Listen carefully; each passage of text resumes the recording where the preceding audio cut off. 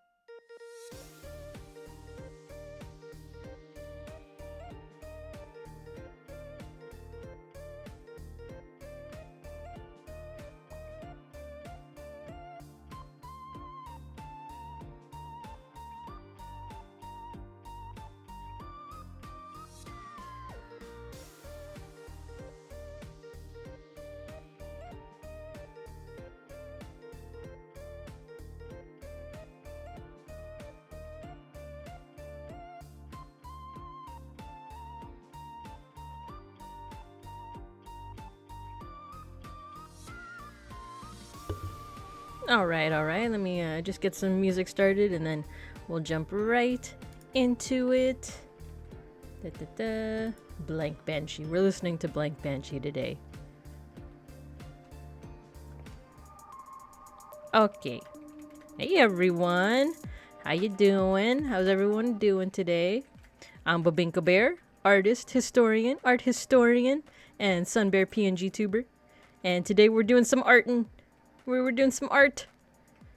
Drawing time. Yeah, drawing time. Did they do the Simpsons song? Yeah. That's exactly what that is. Hi, Robbie. Hello. Get your stickers, everyone. Yeah, cute. Yeah, you remember this song, Beans?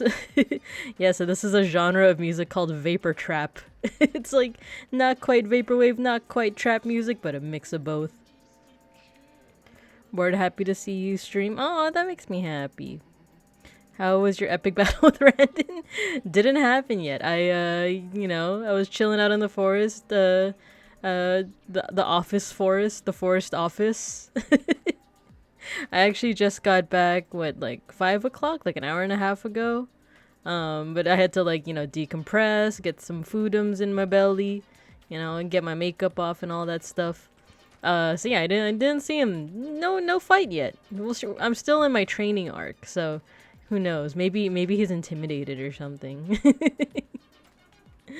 But yeah. Did you send in the chimp as your first Pokemon? I did. It's my coworker, you see.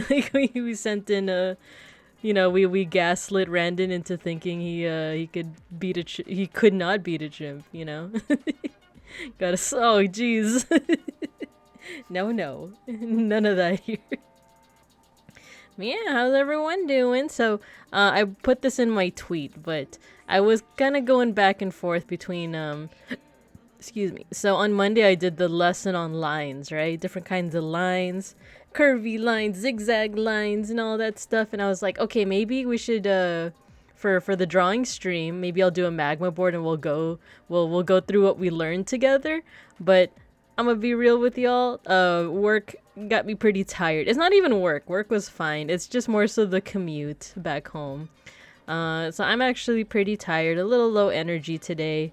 So if it's okay with y'all, I'm just gonna be doing some solo drawing on Clip Studio Paint. But that doesn't mean that you guys can't also draw alongside me. So it just won't be on the screen. Obviously, but if you guys want to set up your own drawing or art stuff on your own setup, you can do that too. Ain't nothing wrong with that. You can. I feel like I've watched a couple other people's art streams, and then I too will do art on the side, right? So yeah, no magma board today, but you guys feel free to just draw on your own alongside if you want, or just lurk, or chill, chat, whatever you guys want to do. I'm happy with it. Yeah, just a little low energy today after work. Nothing bad happened or anything. It's just the commute is 2 hours. Well, not really. It's an hour and a half, but man. Is today Egyptian god card drawing? Kinda. Not the god cards, not the Yu-Gi-Oh god cards, but I am gonna draw an Egyptian goddess. Hi, Banana. Hello, hello. Sleepy Bear. Yeah. Oh, a little tired. I usually do take a nap around like the late afternoon, and I did. Well, that's a lie. When I was on the bus, I actually did take a little bit of a nap, but then I got woken up by like someone dropping something on the floor, and I thought I dropped something on the floor, and then I couldn't go back to sleep after that. Hi, beeplebees. Hello, hello. You got your sticker. Let's see. Babinka died at work. No. Now, work was actually pretty chill. I did everything that I needed to do at work. My boss is super chill, you know. Once my work was done, he's like, yeah, just go home. Like, go home already. What are you still doing here? I know the feel. When I was in school, I didn't know about the express buses, and I had to take the bus to a boat, to a subway. To a boat? A boat was part of your commute? Oh my gosh, that's intense. Bear scared. No scared here, but it's gonna be chill. It's gonna be chill. So, let me outline what I'm gonna be drawing today. I haven't really been doing it a lot lately, but I used to do this series of drawing Egyptian gods and goddesses, but you know, cute, kawaii, that kind of thing. Coffin dance for dead bear. No, don't bury me. I'm alive. But yeah, I've done a couple other gods and goddesses, but they're on my iPad on Procreate. This is on my computer, so I can't show you the other ones. But I've also been thinking of redesigning them, to be honest. To be quite honest. So we're gonna be drawing a cute little cow goddess. Her name is Hathor. As you can see here in her depiction, she's usually like a human, but with cow horns. But sometimes she's also drawn as a cow, so that's what we're gonna do. That's what we're gonna do today. We're gonna draw Hathor. And unlike a lot of other Egyptian gods, I actually don't know too much about her. Other than the fact that she's depicted as a cow, she's a sun goddess, she's like a solar deity. But like, if you're gonna ask me about like stories that revolve around her, I'm afraid the well has run dry. I mostly know stories about other gods and goddesses, but yeah, that's how my parents used to go to school. Oh no! Egyptians were furries before furries. That's such a funny way to put it. Because arguably, I guess then you'd have to go into the discourse of like, where did furries like come from? Were they just people that, you know, sorry, I'm still getting used to using this tablet. Because yeah, if you think about like, what do furries and Egyptian, like people who, okay, let's rewind, shall we? Why did ancient Egyptians have why did they depict their gods and goddesses with animal features? Let's start with that first. Mostly because this is something that you see in a lot of different like world religions too. So like Hinduism, you have Ganesha, who has like the head of an elephant. Yeah, you see it in different kinds of mythologies. And it's because like these ancient civilizations, they saw these animals in real life, right? And there are certain things that they admire about these animals, things that those animals could do that we could not, for example. Let's see. Proto-furries, Babinka, man. Hi, May Shark. Hello, hello. Thanks for joining in. It is just a low energy chill drawing stream today. I might also pause to take a sippy of some tea, because Beans made me some tea. So yeah, like, they saw these animals in real life, and they would associate them with certain qualities, right? So a good example is, let's take an aside over here. Anubis. He's a doggy. A jackal, to be exact. In ancient Egypt. Oh yeah, get your stickers. Hi, Vite. So if we think about how Egyptians saw animals, in ancient Egypt, they would see jackals, right? And then these jackals...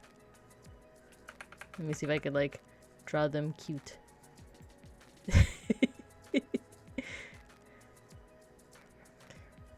So the ancient Egyptians would like bury their dead before, like, you know, pyramids and stuff. They would bury their dead out in the desert, and it would naturally like preserve the body. So I actually shouldn't even be drawing a skull. I should be drawing like, you know, just a human head. But just for symbolism reasons, you know, this is where they buried their dead, out in the desert.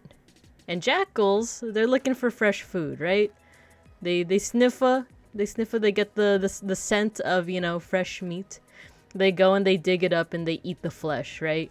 However, the ancient Egyptians, they would see this. That's just an Egyptian eye. They would see this and they'd be like, "Oh, look at those dogs over there. They're going. They can easily find the dead out in the desert, and they're taking in the bones of the dead. They must be protecting the dead." Something like that. So they would associate this guy with, you know, the dead, or maybe even being messengers of the dead. So it's like, oh, the Fido over here is like, he's not eating, you know, Uncle. I'm trying to think of like Amenhotep. He's not eating Uncle. He's guiding his soul into the underworld. So, you know, that's where they would start to draw these associations. Another one is the ibis. There's an ibis god. There's an ibis god. His name is Jehuti or Thoth. And it's based off like a real bird that I can't really draw. But I don't actually know what it looks like. But these birds would be in the Nile River, right? Among the reeds. And reeds are actually things that are used for writing. It's like little writing stencils. So this little birdie would be like all around like where the reeds are. So surely this guy must be the god of writing. Or it's a messenger of the god of writing, Thoth. So yeah, you can start to see how like Egyptians and like other ancient peoples would see animals in real life and just start to associate them with certain features. What did I miss out in chat? Good doggy. Yeah, exactly. Fido just doing, come on, Gram, time to go to the afterlife. Don't worry, little Timmy. That jackal isn't eating Grandmama. He's just dragging her soul to hell. Exactly. See, you guys get it. You guys get it. So the thing with that is that cows, not even in just Egypt, but like lots of different religions all over the world, they would revere cows, you know? Also, I'm trying to think, how should I draw the little eyes here? Because, look, I got not just references of Hathor, the cow goddess, but, like, I tried to think of, like, all the cute cows I've seen across media. The Animal Crossing. There's the cow from Harvest Moon.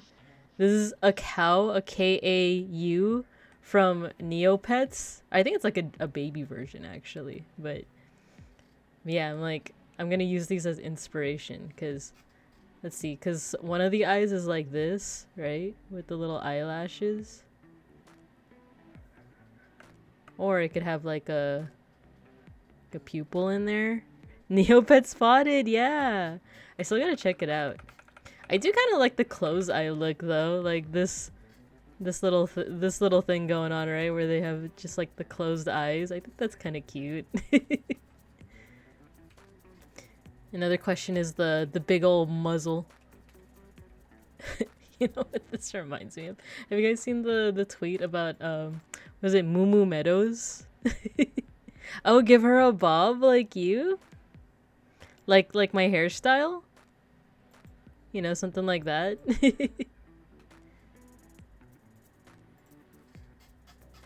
Well, you guys know the tweet with Moo Moo Meadows? Let me see if I can find it. It's like I think a Mario Kart stage, right? Moo Moo Meadows. But then people kept on editing it to say like different things. Zako, hello. I'm just talking about cows right now. We're drawing cows. Hello. Thank you for the raid. It's a bit of a low energy drawing stream. I'm tired from work today, so yeah, we're doing that. I was trying to look for that one tweet about Moo Moo Meadows, and then there was one that was like meh Meadows. I don't know what it is about these Moo Moo Meadow Nah, images. it's not that one. It was on Twitter.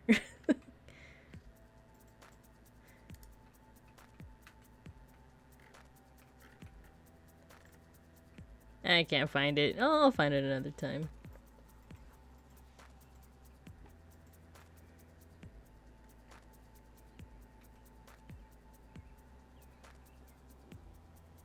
But yeah, we're just drawing a little cow goddess based off of the Egyptian goddess right here.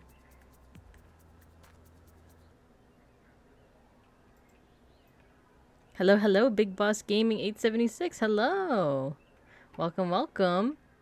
I'm Babinka Bear, artist historian, art historian, Sun Bear PNGTuber, and we're, like I said, this is kind of a low energy, chill drawing stream.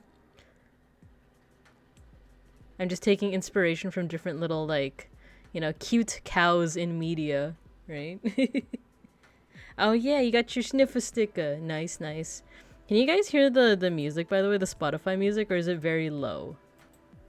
I'm just playing a little bit of Blank Banshee. There you go, I put it up a little bit.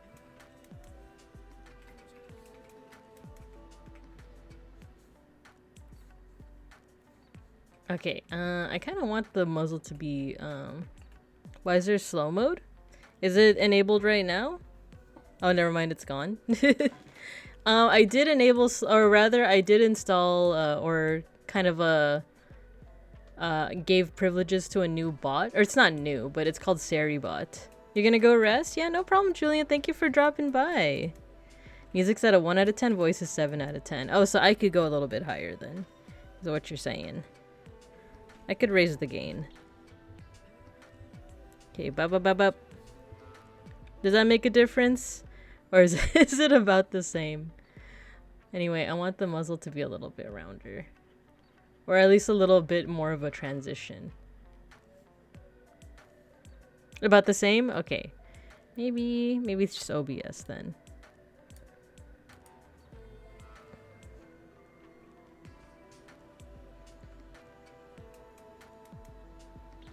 Yeah, SariBot. So I gave mod privileges to SariBot. It's a bot that basically fights against stuff like, you know, bot raids, hate raids, and not that I feel like I'm big enough or established enough really to like warrant anyone doing like a hate raid, and not even saying that that's like a mark of being like big or anything, but it's just a safety thing, you know. It's the same reason why I don't allow links in chat. I know that it might seem kind of strict, but it's, I don't know, I just want to like prevent things before they can even become an issue, if that makes sense. So that's why that's there. But that means that when I'm offline, the chat is automatically in slow mode. It's automatically in shield mode, basically. So it's possible that you might have needed to refresh or something. You've been using it for years? Nice. My cute cow. Maybe this can be a little bit round too. I did notice, because I did start sketching before the stream started, and it is a little bit easier for me to sketch off stream. But at the same time, I don't know, I've been wanting to try out just like, how do I how do I make it so that there's no difference between how I sketch on stream and how I sketch off stream, I guess is the question. You know what? I think I want the body to be a little bit fatter. I want her to be a little chunker. She's a cow. Control T. Oh wait. Not skill rotate. Distort. Oh no, not that either. Skew? Oh. Oh, you know what? I think it's free transform. That's what I'm thinking of. There we go. Yay!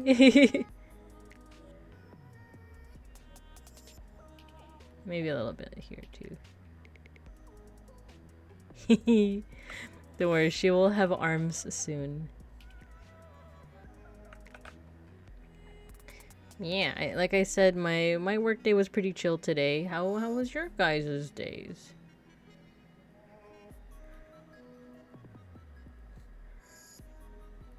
I pretty much woke up, when I go to the office today was the first day that I went back to the office for like a while, because usually I'm like out in the field with the fellow educators, or I'm working from home because, you know, I would much rather prefer to work from home. But today, I think I just ran out of excuses to stay at home, and I was like, I might as well go to the office, say hello. And the thing is, like, my workplace isn't super strict with me going to the office either, but it's like occasionally you should pop in. So I popped in today, and sometimes it's a bit of a coin toss between whether or not I get a lot done at the office. Sometimes it's like, oh man, everyone's talking to me or within the vicinity of my cubicle, so it's very hard to like work. But other times, you know, everyone else is in work mode and therefore I'm in work mode. I don't get distracted because when I do work from home, I do kind of get distracted by like, you know, sometimes I'll be watching streams. I feel like I used to put on Randon to like help myself be more productive, but sometimes I just get so distracted by what he says that I'm like, hold that thought. I had to type something in chat because of this this mofo. Wait, I like this. This is so cute. I like these like proportions. I like when the arms are this big. I do have to make her smaller though because she needs the sun disk. There we go.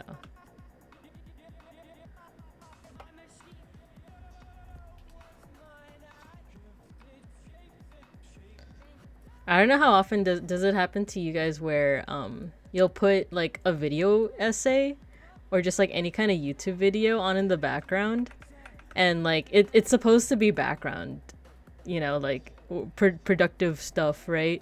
But instead it becomes like foreground. It actually doesn't even have to be like a video essay. It could be anything, because Beans and I used to put Bleach on as like background, like something to listen to in the background as we do something, like if we're like doing our seasonal Marie Kondo decluttering, right? Looks like an Animal Crossing villager. That is one of the inspirations. That is one of the inspirations, right? But I also wanted to draw inspiration from like other cute cows in media. But this little lassie is she's a little rounder. Actually, yeah, this can be a little bit rounder.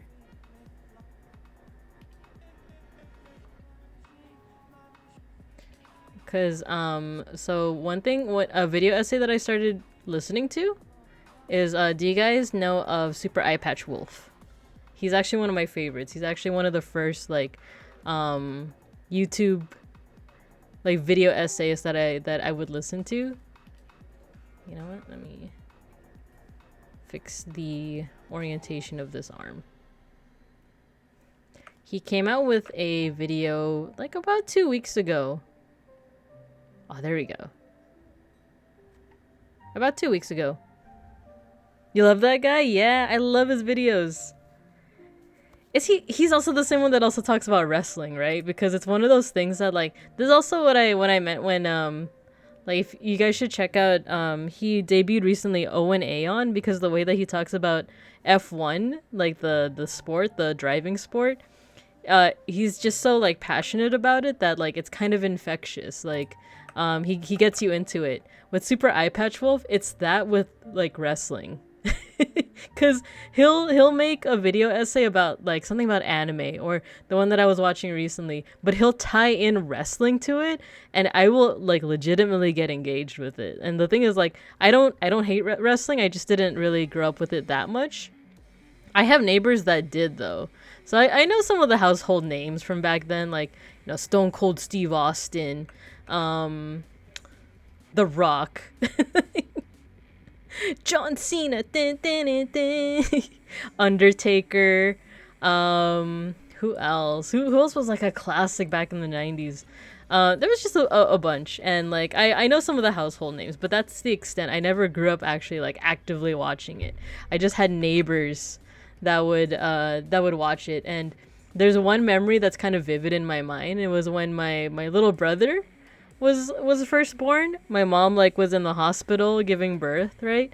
And it wasn't my second brother that was being born. I forget, because I have two brothers, and they're both younger than me. And I remember during either one of their births, instead of bringing me to the hospital, my parents just put me with the neighbors. They just had me stay with the neighbors for a while, until my mom like fully gave birth and all that. And I just remember like I slept over at my neighbor's place and they were all into wrestling, right? And like they were doing the wrestling moves to each other, not to me, of course, because they like, you know, they were respectful to guests. And I was like a pretty small cub at the time, like I was I think a preteen at the time. Yeah, I was like a preteen. So they wouldn't be like doing the wrestling moves on me, but they'd be like, Viveka, watch this. Look, pile driver. And they would just like jump off their beds and into each other. And they would like try to brief me on like what the story so far, where it's like, oh my god, these two, they used to be friends, they used to be in an alliance, but then he betrayed him, and then like, and now this is a revenge match. This what you're watching right now is a revenge match. And like I didn't know what they were talking about, but it's, you know, it was really engaging though. It's kind of just like how Super Eye Patch Wolf says it, like even if you know nothing about it, the way they told the stories were so engaging that it's like, whoa, this is a revenge match? That's crazy. You mean Disney actor Dwayne Johnson? Yeah, rock the Dwayne Johnson. Dr. Rain Johnson. Yeah, him. What can I say except you're welcome. So no dropping little Babinka from the top hall in his cell onto the commentator's table? No, unfortunately not. I was but a spectator. No. But that's one of the core memories of just like waiting for my mom to like, you know, finish giving birth to my younger brother. while my neighbors were like, you know, regaling me with, you know, like, that's why this is a revenge match. I couldn't tell you like which wrestlers they were even talking about. I feel like I more remember the wrestlers that had a gimmick, like Undertaker, right? Because he had the whole like, is it Undertaker that has like the makeup? You know, he's kind of spooky. Is he the one? I don't know how many like wrestling, like, you know, WWE fans are in chat, but like, is he the one that like he one time disguised himself as himself? Because I just saw a gif of like someone in the audience with like a mask, and the mask is like the face paint that he has on, and then he takes off the mask and it's him. It's like him with the full like face makeup. It's like so dumb, but so like hilarious. Okay, that is obviously not. That's more like a rounded square, but you know, we ball. Fuck it, we ball. Oh no, I soar. F it, we ball.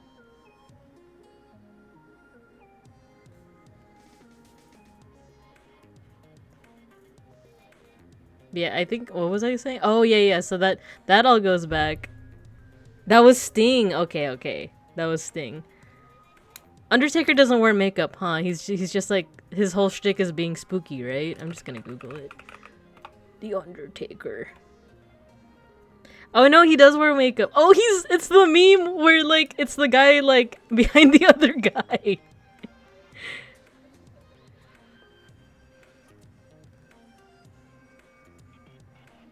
Oh my god, you know what Undertaker reminds me of? Since I've been into Baki recently, you know, there's this guy who cosplays as one of the characters. His whole thing was just being a huge spooky guy, yeah. And then his manager, his name was like Paul Bearer, right? Because like it's a play on like being a pallbearer, like lifting the casket basically. I don't know if it's his manager, but he's like connected to some guy like that, right? It's a pretty punny name.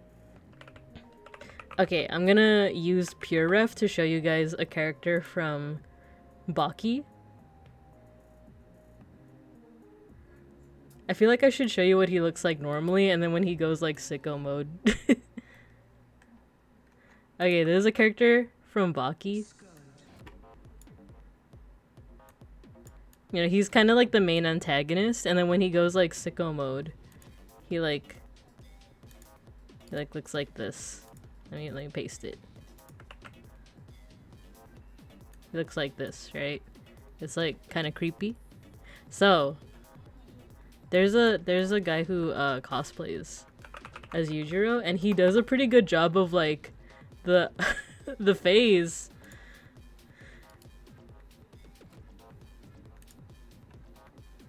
The quality is not great. Wait, let me.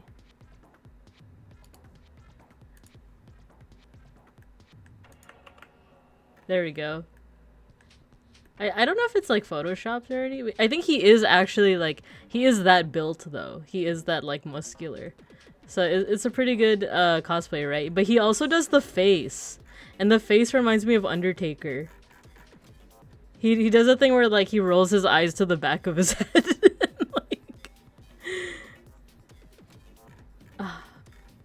Like, where is it? It's like, it's kind of creepy, but like he also does it really well. That's the thing. Expression?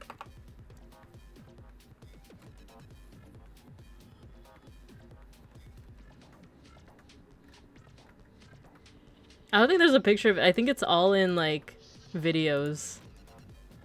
Also, this is a really cool... Wait, look, this is a pretty cool shot. Like compare and contrast. I can't find a picture of the expression, but he does it so well where you know, like, I remember like my cousins used to creep me out by doing it, but when you like roll your eyes to the back of your head, or like not even to the back of your head, but just make it look like your eyes are just white. When I was a kid, my cousins used to scare me with that. They'd be like, oh, there's a moo-moo, and then they would do the eye thing and I would like freak out. Something like that. I never watched wrestling myself. I just learned a lot from a couple Let's Players I used to watch. Oh, okay. Undertaker, my Oshi!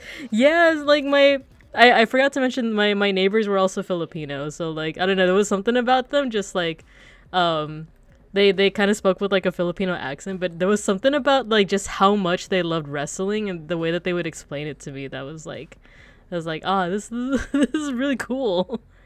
I love when weebs bulk up to cosplay muscle. Yeah, right? I love that. They're committed. Oh, we have an ad break in about a minute. That's okay, cause I've been waffling. That's okay.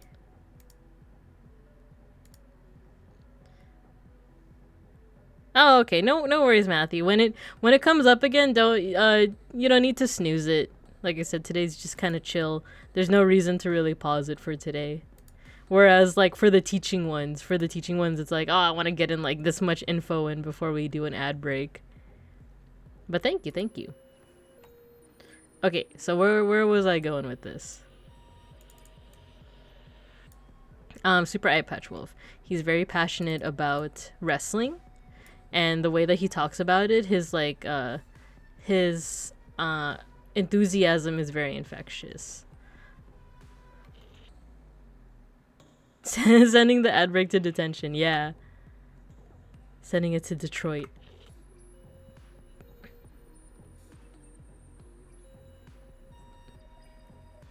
Nah, I want to keep the short legs. We're gonna keep the short legs.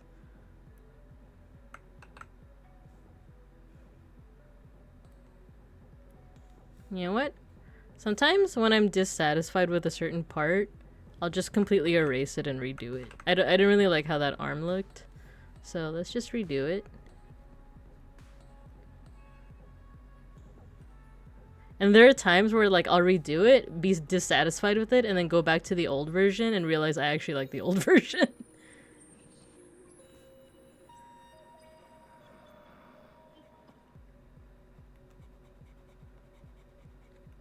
Oh, yeah, but like going back to Super Eye Patch Wolf, I was watching his latest video essay was about it's an interesting topic. It's just titled like the phenomena of fake games. And there's a lot of different ways you can go about that. Like, what does he mean by fake games, right? Basically it's have you guys ever seen a piece of art, maybe particularly on Twitter, that shows like a game that doesn't actually exist, but it's like I think an example that he uses is like a Demon Slayer, but if it's set in like the Dark Souls, like From Software universe, where it has like the UI, it has like the HP bar, it has like the items, Beeplebees, you watched it? Yeah, yeah. I was just watching it last night, and it got me like kind of inspired. Wait, let me sip my tea. 'Cause Beans made me some tea.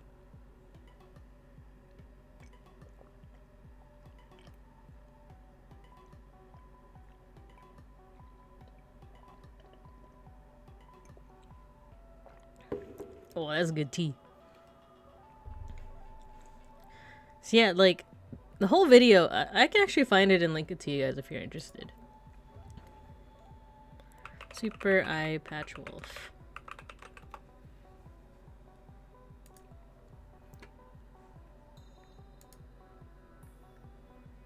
The Bizarre World of Fake Video Games. It's about 2 hours long, so you know, put it in the background while you're working or something like that. Oops, didn't mean to do that. I actually didn't finish it yet. I think I got to like the 1 hour mark. Whenever I see a cow character like this, I like to imagine the nostrils are the eyes. So they're wearing a onesie. My art jump scare. Yeah, yeah, yeah. I did not get the Honey Wake Up's new Super Eye Patch Wolf video. It's good, it's good. Yeah, he kind of like, well, I don't want to say meanders because that makes it seem like it's not intentional. It is intentional. Like, he kind of goes across different topics, but it's basically like, if you've ever seen a, like a fan art of a series, but it's like set in another like video game world. Like, it has the UI. That's kind of like basically what he's talking about. But he gives a lot of different examples. Like, if you guys have ever seen videos by Molly Moon, she's this person who, like, I think they're on TikTok. They're a TikToker that like they do videos as if you're in like a really old like FMV style like video game, where she's like, "What will you do now?" But it's like kind of creepy. So stuff like that. But because Super Eye Patch Wolf was showing a lot of oh, the ad break's gonna start in a minute. I'll just finish my thought. So it kind of gave me ideas because I would, you know, I feel like I've talked about this before. I do want to make video games someday, but like really simple ones, like really like, you know, RPG Maker games, right? Something like that. But to me, it's like, oh, with this video, it's like, oh, do I even have to really make a game, or can I just make cute art that makes it look like it's a video game, right? Make it a little smaller. Yeah, Molly Moon. Exactly, that one. That one. You know what? During the ad break, check out some of her videos. Exactly. Thank you for linking it, Matthew. Thank you.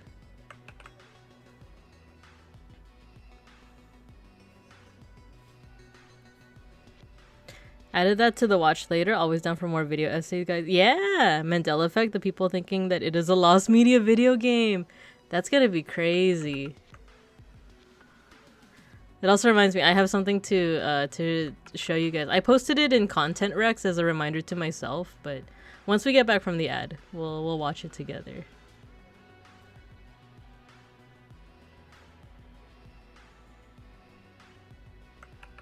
Oh, you know what? Maybe a heart shape. Okay, once the ad starts, I'll take a breakie.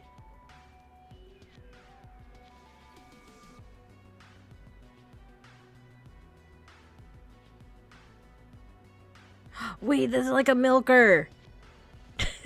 What a perfect time for the ad break. Okay, I'm gonna take a breakie.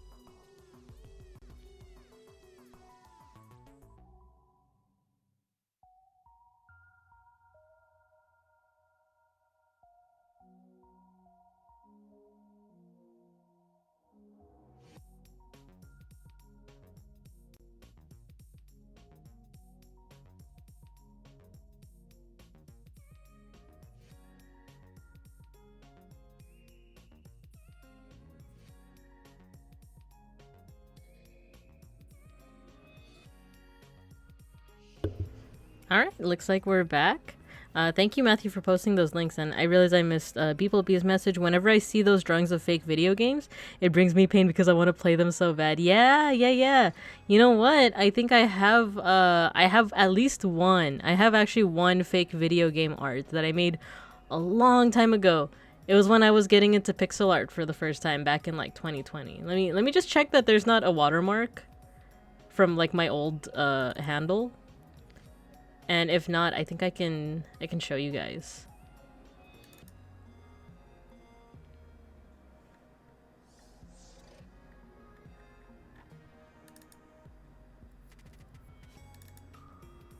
Let's see, is there a watermark? I don't think so. Yeah, you know what? I can show you guys this.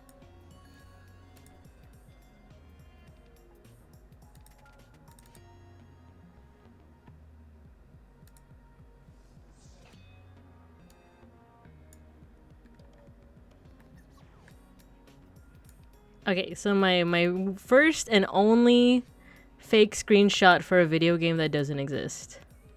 I used to do so many fake screenshots. It's great for brainstorming. Yeah, it seems like after watching that video, I'm so inspired. I'm like, I want to do something like that again. So back when I was first learning about pixel art, I made this.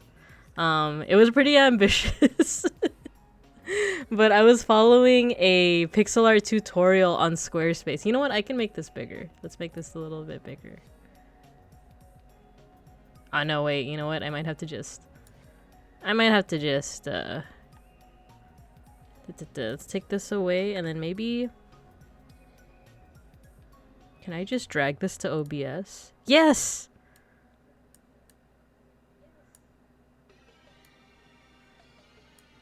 There we go. This is my first and only fake video game screenshot. I made this back in like 2020. So yeah, I was taking a Skillshare course about pixel art, learning about like how to do pixel art. You like it? Yeah. And I think I came up with the idea of like a side scroller type thing. But it was like ancient Egyptian. You see, like there's a running theme here, right? I'm like obsessed with ancient Egypt. But yeah, like I did the background. I did like, so 2020 was 4 years ago. Yes, I know. I think I started, how did I start? I think I started with the items in the inventory. Yeah, like an adventure game, like an old school, you know, point and click adventure. And here you have like Anubis is the is your protagonist. He's running. And I tried to model the temple that he's on, like it's based on an actual temple. It's called the Temple of Karnak. And I actually use Assassin's Creed. I used Assassin's Creed Origins as like my reference because they did a really good job of like recreating the temple. So, but this is like a side view of it. So that's why you see like the goat statues and where you see like the brick, and there is an entrance to the temple on the Nile itself. So that's why there's like the Nile River and like there's a little boat. Right away, I already have like some critiques of my own work. I already have some critiques, like the boat blends in a little bit too much with the background pillars and like that stuff. But I also like, this is one of those artworks that's like, man, why can't I do that anymore? Like, what happened to all of the energy I had when I made this? How come like I can barely like do anything of this caliber? But I'm sure that like, you know, if I were to get back into it, I'm sure, you know, like it's not an impossibility. I'm sure I can make something of this caliber again one day. Makes me think of a platformer point and click, which I don't think was ever done. Yeah, you know what? You're right. It's either platformer or point and click, or like platformer with another genre, but never those two together, right? So yeah. Relatable. Yeah. What happened to the young me with the energy and ambition? And the thing is, this was only 4 years ago. I was like 29/30 at the time. Like, I'm not that much older and that much more tired. So, you know, maybe I just need to like get back in the game. But yeah, seeing Super Eye Patch Wolf's video is like, oh, I wanna do that again. I want to do stuff like that again. And I feel like maybe this can be like, you know, this can be a good jump off point where I design little like cute Egyptian gods, make them in pixel art, and then maybe make like a RPG Maker type game that's like nothing too ambitious, right? Because with RPG Maker, like the most basic thing you can make is one, a walking simulator, like something with just like a story, and you just have to get to certain points and it just tells you a story, or just a bunch of fetch quests. Like, yeah, just a bunch of fetch quests where it's like, I think one of my first like RPG Maker game ideas was like, oh, just make a recipe game. Just like collect different ingredients to a recipe, and the win state is that you make the food, you know? I think the pandemic ruined a lot of us in a way that neither here. Yeah, you know what? That was made during the pandemic. That was made like right in the middle of the pandemic where like I wasn't sure like when are we going back to work? I'm not fired, but like we're not doing anything. So, you know, I would just wake up and just like learn pixel art with no stress. So I think that kind of explains that then. Like I had a lot of time to just do that. Whereas now it's like, do I have time to do this alongside my full-time job? I think it's funny how none of the RPG Maker games that become popular are actually turn-based RPGs. Yeah, true. Like Yume Nikki is like kind of a it is essentially, well, not really a fetch quest, but Yume Nikki, you're just supposed to find her different abilities. And then what else? The horror type ones, you just kind of like run around. Love Freebird games. Have I played a Freebird game? Wait, let me see. Is that what we were talking about when we did Raft? Freebird games. You know, I haven't played To the Moon yet. It's for the same reason I haven't watched what's it called?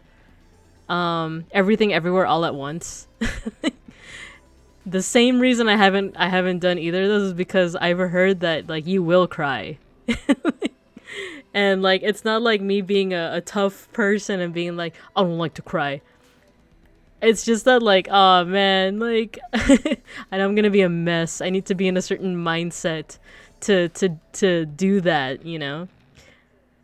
The video also got me inspired. There was a video game project I've been wanting to make, but it always seemed too daunting, and that's why not just make a fake game? Yeah, exactly, people be so same here. It's like, well, you know what? Maybe this could be like a step into actually making a game. But for now, I'll just make art. How about TTRPG online? Like a goblin with a fat butt? Like, or was it Honey Heist? Actually, I have to... I forget. I should also be doing some art right now. The thing is, like, I don't know. It's a maybe. Because, like I said, I have kind of limited TTRPG experience in general.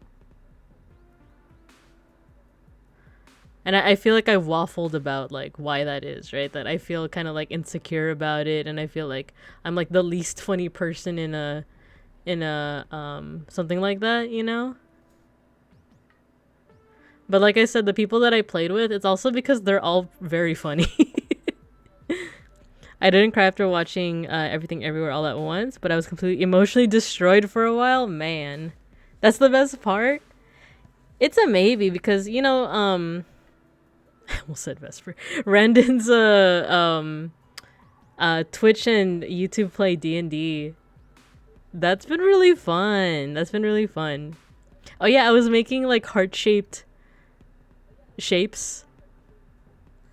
And I just realized right before the ad break that like, wait, it's like the milkers. Should I make like an Egyptian milker? Cause Hathor is also the goddess of fertility, so it should make sense that she has little hearts.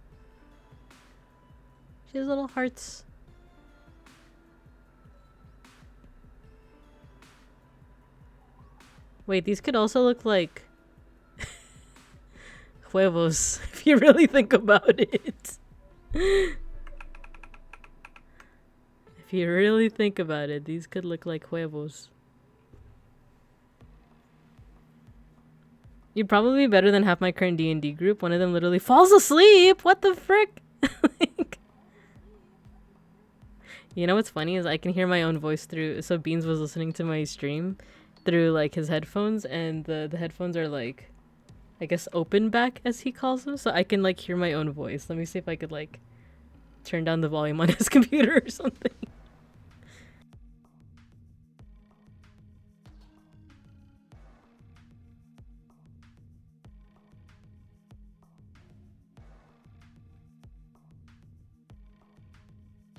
Okay, I'm back. Hi, Mushi. Hello, hello. Would you like a crumb? Ooh, what do you mean by that? What do you mean, like a sample of your TTRPG style, your DM or I'm just assuming DM, but like, you know what? Let's move this. Let's move this. Yeah, hi Mushi. So we are just doing some doodles. Just drawing a little cow goddess. Oh wait, I'm drawing all these spots, but I realized that like I'm eventually gonna have to put clothes on her. So maybe, well, it's still nice to put these on here, just so that you know when it comes time to draw over it, you can tell where the overlap is. How about some spots like that? And even if the spots don't end up looking like hearts, that's fine.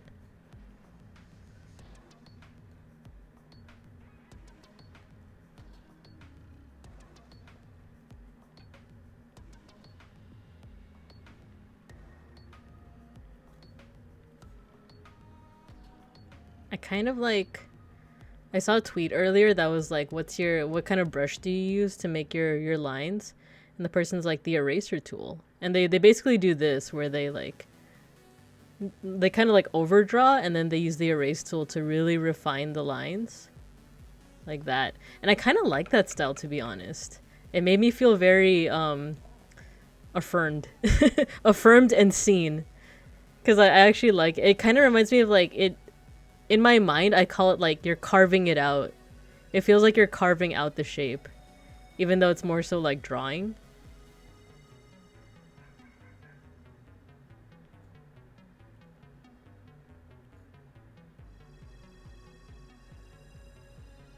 There we go. I like the nice round muzzle. I like this. This is really cute. Okay, I'm gonna crop it.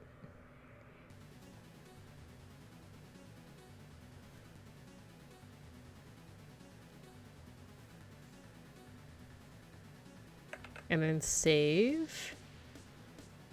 Hathor.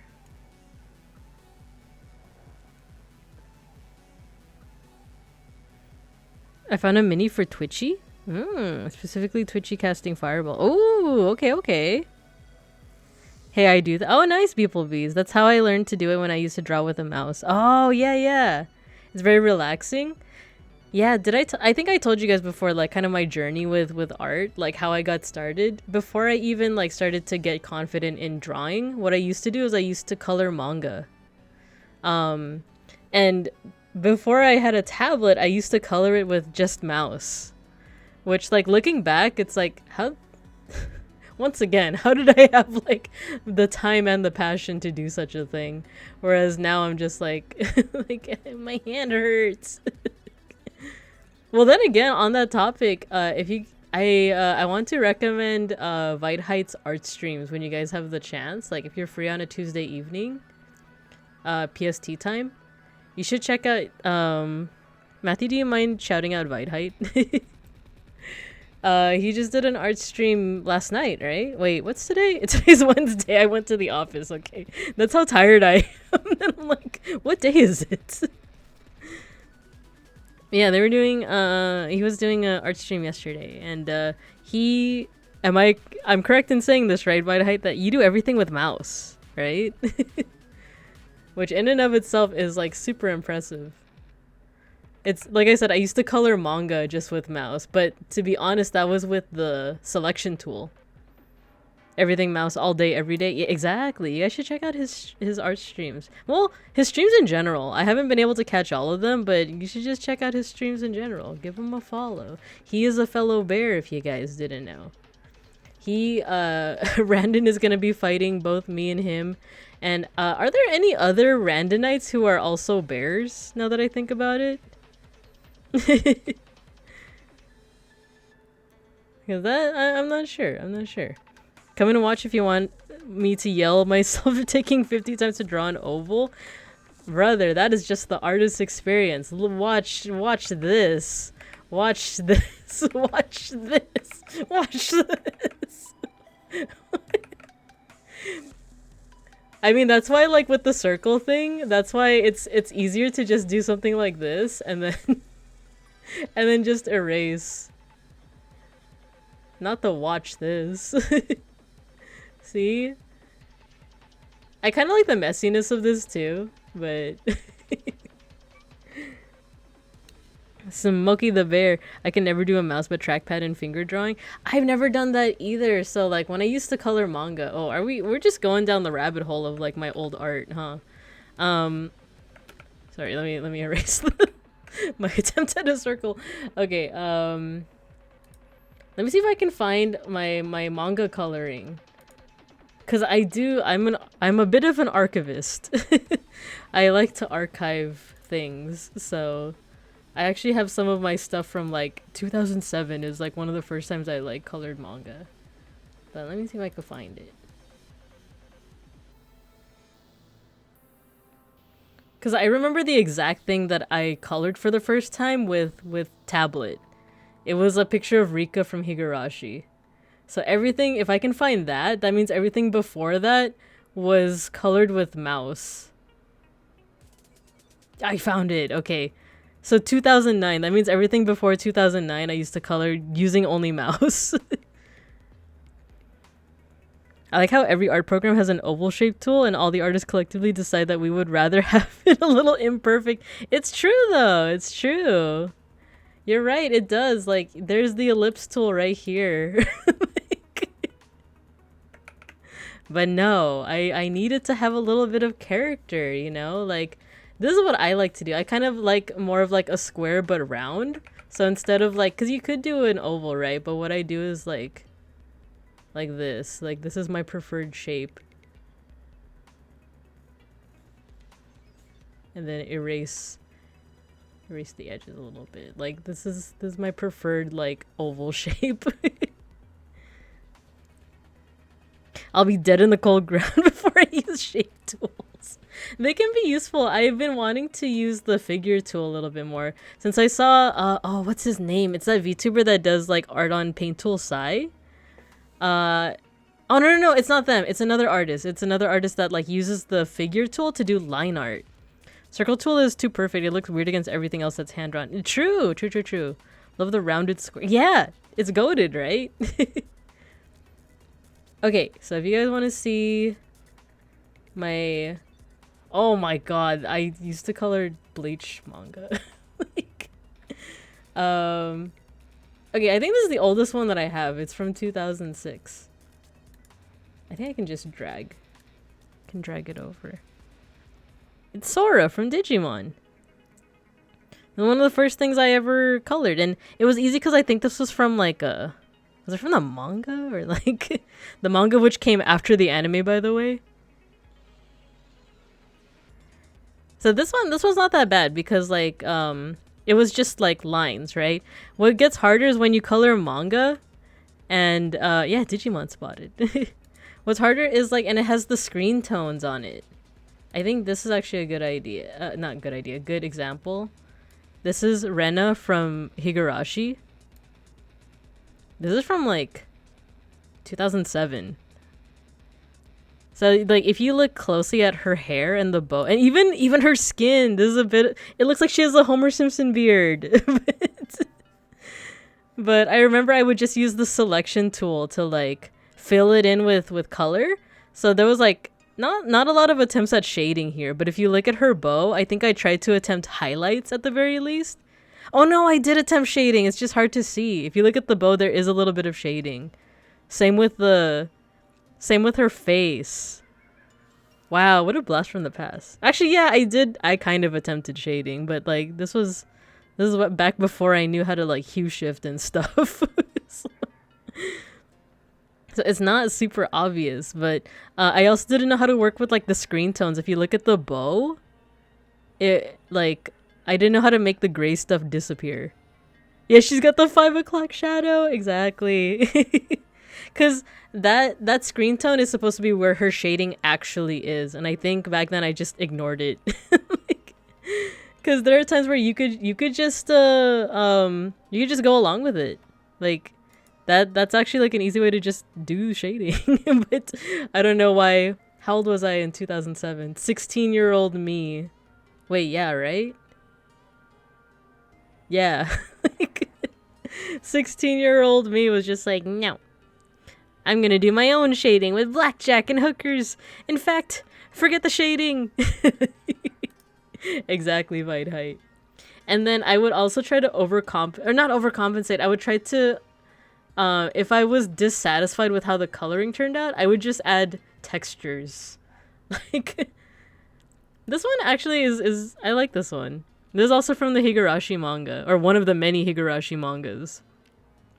And I added a texture to cover up the fact that it still looked kind of flat even after I colored it. But I think it still came out okay, right?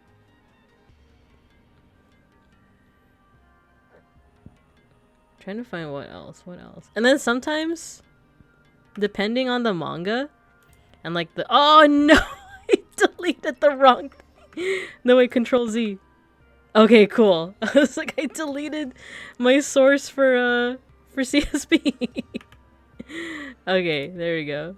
You like the colors? Oh, thanks. It looks good. Thank you. It's hard to believe some of this was done with mouse, with just the selection tool. Because some of these look really good, actually. Like, some of these look a lot better than I remember. I used to do PFPs. Just cover up with texture. It's fine. Nobody will know, right? That's your hack right there. Oh my god, since Kuroshitsuji, Black Butler is back. I have some snippets from the manga. I use like hyper. Oh my god, it's 100 by 100 pixels, so I have to like enlarge it. I would use like the screen tool for things like blood and like things that are supposed to be glowing, right? I actually don't think his eye was supposed to be glowing red, but like, this is not that bad, right? Like, no. This is 2008, so I was like, I was in high school. It's not that bad. I know it's microscopic. That's how big PFPs were back in the day. They were tiny, like on LiveJournal. It was 100 by 100 pixels. No, I keep on accidentally. I need to lock this layer. Let me lock this layer so I don't keep like moving it around. Okay, there we go. Delete that. Thank you. It was such a wild trip down memory lane. Okay, so the first thing that I colored with a tablet was Rika. Wait, let me make sure I don't have a watermark in here. Nope. This was the first thing that I colored with a tablet. And I just remember like being amazed by the fact that there's like pen pressure. Cause that's the thing if you're just using mouse, I could actually do a sample right now with Hathor. Like, you're limited to either like cell shading or like you could do cell shading or soft shading, but you don't have as much control. Hi Arsenic, we're going down memory lane with before I did art and drew things, I colored manga using only the selection tool and a mouse. But this was the first manga panel that I colored when I had a tablet. Who is this? This is Rika from Higurashi no Nakukoro ni. So yeah, this was the first one. I don't know how obvious it is, but yeah, like I was like, whoa, pen pressure, what a concept. It's really good. Thank you. I have to be careful because some of these might have like watermarks from like my old identity from the before times. Some people who got into drawing started out by editing. Yeah, I've been thinking about that recently. How like a lot of things that like, there's a lot of skills that you can learn just through fandom, right? Just by like being a fan of something. Like I used to make, like I said, like PFPs on LiveJournal. Before we called it PFPs, we just called it icons. And it would just be like cropped anime screen caps, right? But even just doing that teaches you about like composition, like how to crop. Would want to accidentally dox yourself. I mean, who would even do that? Oh no. Exactly. But yeah, like learning how to crop an anime screen cap into like a PFP, that's like a little exercise in composition, right? Learning how to color kind of helped me a little bit with color theory and like ways that you can like highlight your artwork. People who like learn to make like kind of trying to think, like people, there are Zoomers and Gen Alphas who are learning to do video editing with TikTok or Instagram Reels or YouTube Shorts, right? Like a lot of things in fandom do translate into things that you can like you can use, I guess, and like once you like are looking for a career. So I always thought that was kind of inspiring because like I remember as a teenager I was like, I can't do anything, I'm not good at anything, I just make anime PFPs and I just color manga. And now I'm like, oh well, now like now I am passionate about the arts. So I'm just trying to find more samples of my old color stuff. Oh my god, I had such a huge Hitalia face. Oh my god.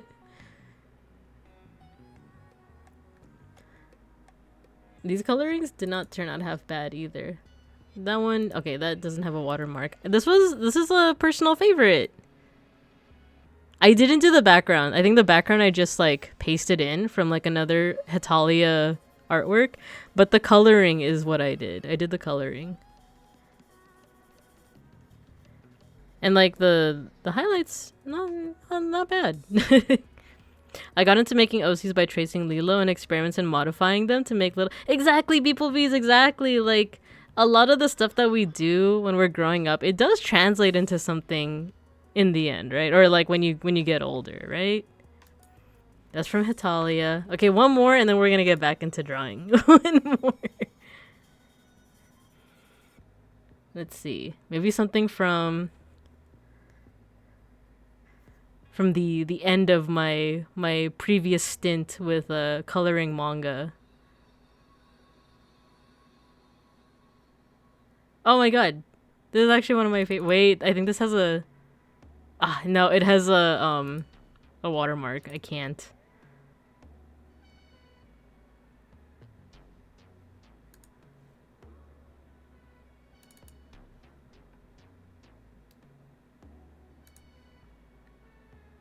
Give me a second.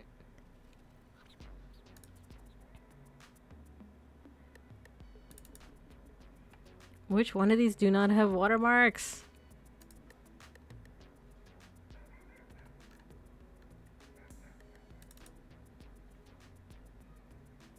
Oh, you know what? I think this is pretty good, and it doesn't have any watermarks either. It shows my like progression. Lilo and Stitch yeah. Tangent juice is good. Let her cook.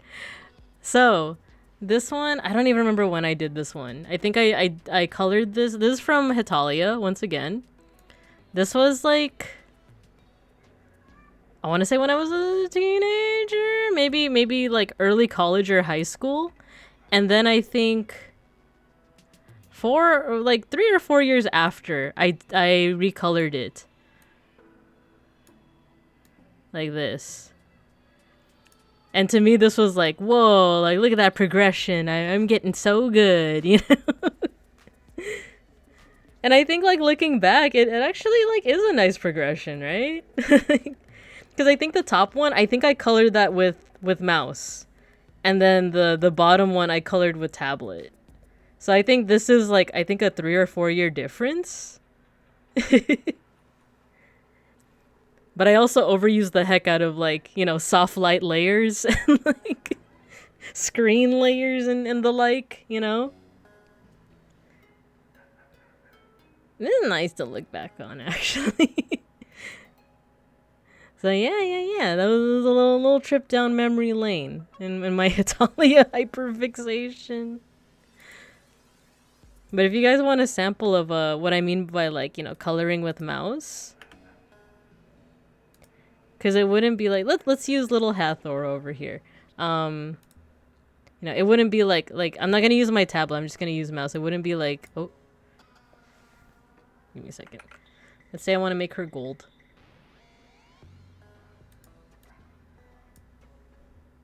What I would do is I would have the line art on another layer, and then underneath that would be the color layer. Why isn't it? Oh, it's because I'm on the wrong tool. So it wouldn't be just like using my mouse like this. Even though that's a pretty cool effect. I would use... I guess in this case it would be polyline.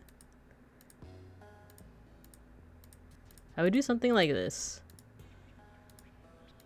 And I'm just using my mouse. I don't know if you can hear the clicking of the mouse, but... I know now, you know, CSP has it where like, oh, there's a way to like, you know, autofill it. Oh no, I don't know how to go down. Uh-oh. No. Can I do this? No! Damn it. Anyway. There we go. I would do something like that. And then like if I messed up like that, there is a way to like backtrack. I think you just press like the backspace tool, but sometimes I had already gotten a lot of points in, so you know, do this.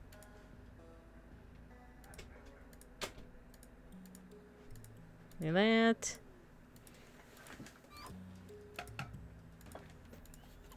And then just complete the line. And then fill, where's the fill tool? Here we go. Yeah, I would just do that. Oh no, but there's a line. So I guess you could like go use your mouse to like fill in that line. And then in terms of shading, I think I would control click the layer and that selects it. And then I would try to get like a brush like the airbrush. Let's say that I want it to be like golden color. I would just do something like this. You know, like I said, I'm just using the mouse right now. But of course you can also like, you know, you could reduce the size of the brush. Say that I want it to be like this, like that, like that. So this was like this was a pretty easy way to color with just mouse. Though, oh, okay, this is another way that you could do it. Keep it like that. Make another layer. There we go. Make another layer. It's coming back to me now. It's coming back to me. You do this. You could also clip it. I think I didn't find out about clipping until like a long time after. Because right now I'm teaching you how I did it back in like the 2000s. Like I think they might have had clipping layers. Like they had a whole bunch of like tools, or they didn't have as many tools as we have now. I just don't remember if they had clipping. Maybe they had it all the way back then, but because then let's say that like you want there to be like shading here but not on the top of the muzzle. Just take your erase tool and erase it. Like that. See? And then you can make like a little bit more like realistic highlights and shadows.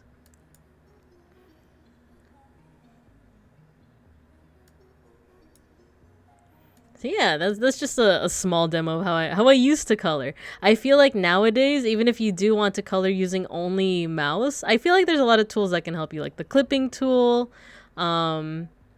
I think I think Clip Studio Paint has a thing where like it automatically knows where your line art is. Like what is it, the reference? Is it set as a reference layer? Stuff like that. So nowadays I think it's easier, but back in the back in the trenches. 2000s when we couldn't even afford MS Paint. I mean, there are artists who do so many cool things with MS Paint too, but yeah, I don't know how well known they would have been. Yeah, I had a program called like, it wasn't even Photoshop, it was like Paint Shop Pro or something like that. But with all that said, let's color with the tablet, shall we? Back in my day, exactly. We both know the only MS Paint artist. I'm talking about the one that does landscapes. You'll have to pay for MS Paint. No. No, that was just free. It's free 99.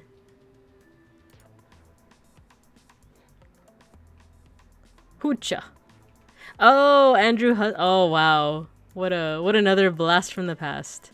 Hi, Thousand. We are just drawing a little cow, but I was also going down memory lane with you know, back when before I drew, I would color manga.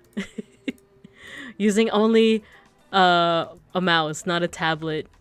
I had nothing but a mouse and a dream. Why am I not? Okay, there we go.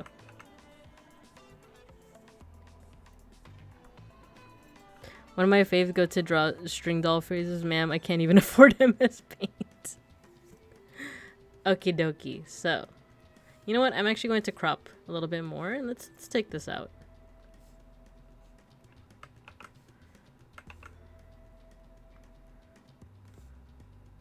Oh wait, yeah, I have to draw some clothes. Let's draw some clothes on her. So here she has like a little headband. And the snake! I should draw a little snake. Okay. Let's look at this one. These are all examples of like art from different parts of like ancient Egyptian history. Oh, so she can also have like a little necklace. So the black parts are her horns, which I also just have the small horns here, so maybe I won't make the big horns. But I think she should have a snake buddy. And then she also has like a little necklace. There's different ways to depict it, but I like the idea of her having a snake buddy. And then maybe a dress.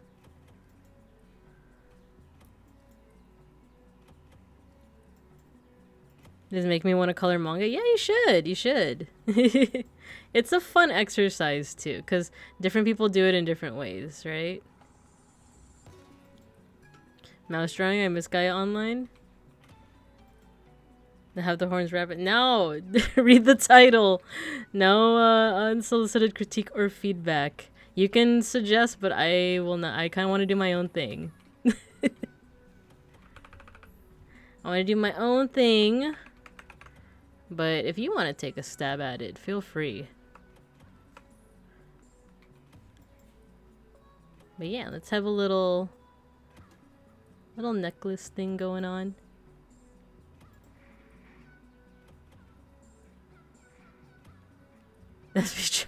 It's hard to tell tone. You know that it's hard to tell tone with text. I feel like there's been multiple instances where you're joking and I'm like, I can't tell, but I'm too like IDK to be like, oh, you. Yeah, you gotta use the Reddit /J. Though I think doesn't Twitch chat read the slash as like a command or something sometimes? Or am I thinking of Discord? Because I remember one time I tried to say something like jokingly, and just to make sure I would put /J, but it like read it as a command, and it was like, oh, you can't do that command. It's me, assume it's always like, oh, you. Critiquing your hydration. Actually, how should I do that? How should I do? I do wonder what the face, like, why is there a face here? I kind of like this. It makes it look like she has something like this going on. It looks almost like a cowbell. You know, it needs more cowbell.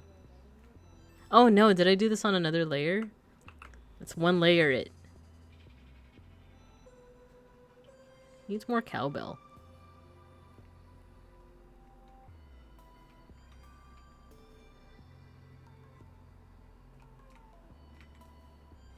I'm nothing if not a sassy little bib. Little bib.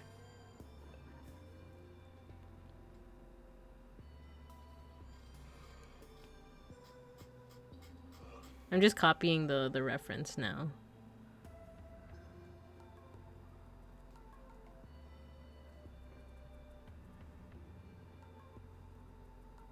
Cute. Okay. So you know what? Maybe no dress. Maybe just a little, like, necklace and a little snake buddy. I guess the question is, how should I do the snake buddy? Oh, there's no snake there. Maybe here?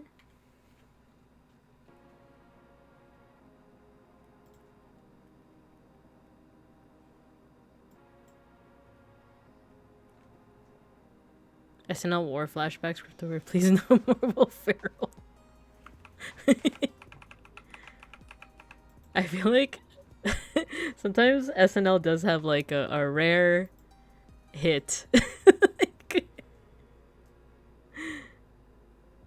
sometimes it's like very hit or miss with SNL, but sometimes. Well, the thing is, I'm also more of a Mad TV person. I grew up more so with Mad TV. So I remember, I forgot, I think I just showed Beans, but it was it was like an easy bake oven, but it was like terrible. It's like finding a diamond in a sea of glass. Yeah, Bobby Lee oh my god, Bobby Lee. Yeah. How much Mad TV did I watch? Because I remember some of the classic ones, like Deborah Wilson, who, if you guys ever watched that one, or maybe not willingly like watched it, but there was like a Christmas movie that was like really terribly animated, just like really janky models, and there was a grandma character who like the way she talked was like just a lot of mumbling and a lot of like Christmas. So she's voiced by Deborah Wilson. And I don't know why that was like the funniest thing to me. Sometimes I do. Okay, I'm gonna find it. Rhapsody Street Kids, yeah, it's Rhapsody Street Kids. Wait, I want to find the Mad TV one, the Easy Bake Oven. That one was so funny. It's a little graphic though, to be honest. Like Boomhauer, yeah. Oh wait, I think I hear Schnackery. Give me a second.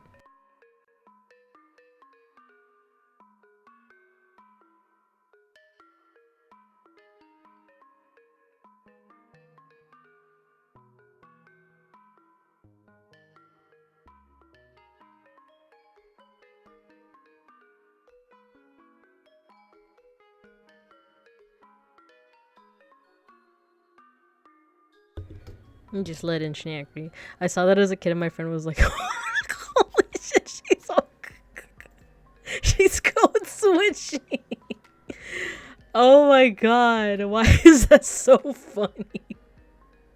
What a yeah, exactly. Okay, we're gonna take a pause for more tangent juice. Cause to me, this is one of the funniest Mad TV skits. It's pretty old too.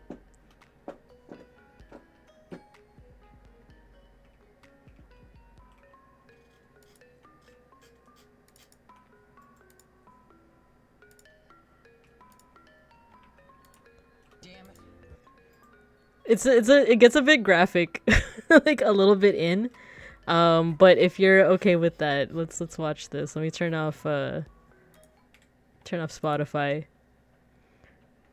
Where's the lead? No Cho, there is no more lead in the okay, here. How many times has this happened to you?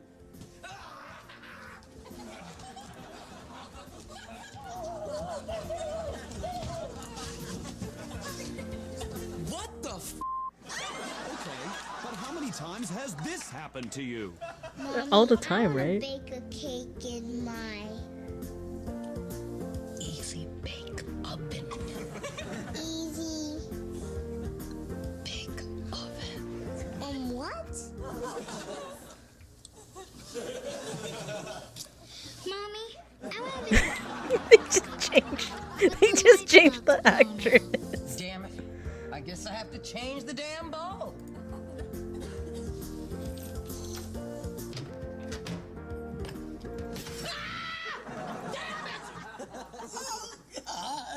Yeah, that's what I mean by like a little bit graphic.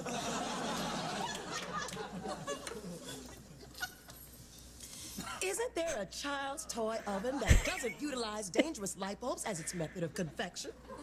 Well, now you can. Who the hell are you? Spokesman.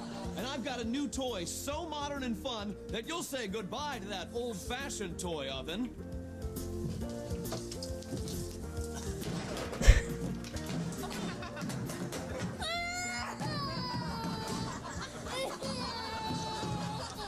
Jesus Christ.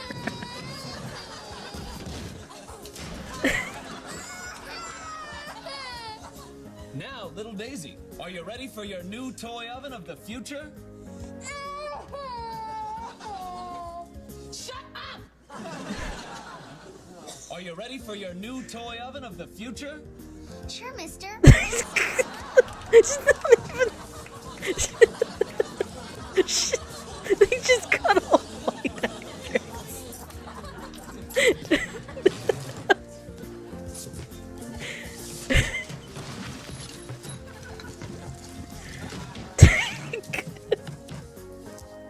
Who's cleaning that up?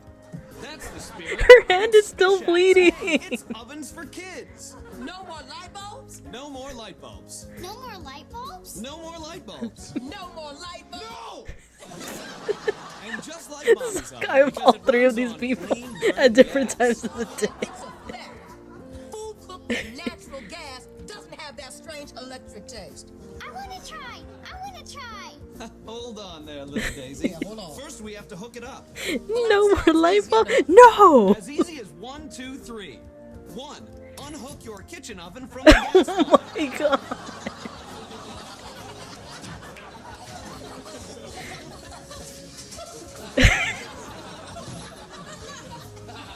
She starts smoking too. 2. Refasten the gas line to your Hey, It's Ovens for Kids oven gas knob. Schnackery, I'm watching Mad TV. Oh my god. Schnackery. Oh, Schnackery doesn't like Mad I don't think TV. it fits very well. You're insane. And step 3. Just light the pilot light with Spishacks. My first matches included in the box. My first matches. Don't you want to learn how to light a pilot light? Okay.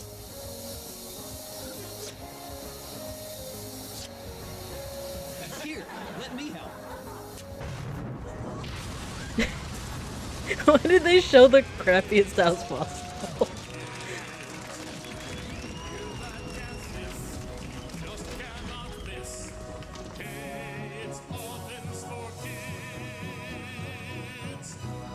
See?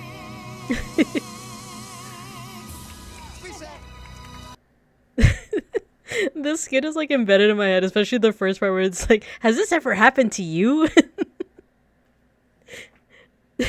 Don't you know 9 out of 10 doctors recommended cigarettes until the 1970s? Oh, don't I know it. My parents used to smoke cigarettes, and like for some reason, like they like vehemently denied it up until I was like an adult.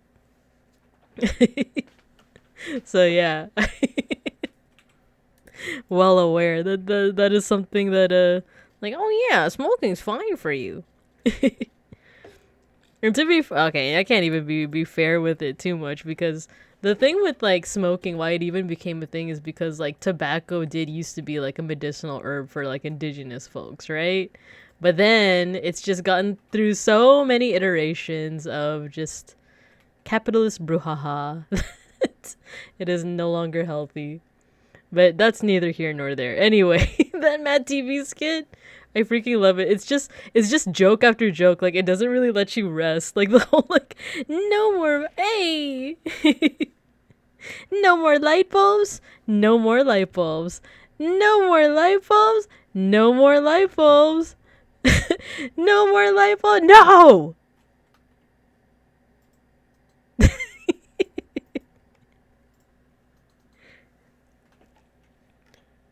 I got in trouble for having weed in high school. I got in trouble when the joint went missing. I saw my dad smoking. Oh my god. That's like high-key something my dad would do. Okay, let's go back to drawing this little cow, shall we? With her little snake buddy. No more light bulbs. I think the thing for me is how they just kept changing the actress for the kid. Oh, that's right. Unpause the music.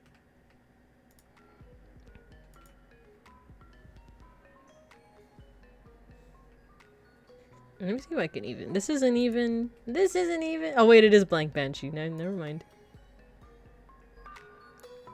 Now we watch more ghost videos? No, no, no. I know that Milky really enjoys those, huh? They're not quite my cup of tea. It's not that I'm scared or anything, but I'm just kind of like, eh. But as long as Milky enjoys them, you know. Actually, that for a second that looked like penis. Let's just erase it fully.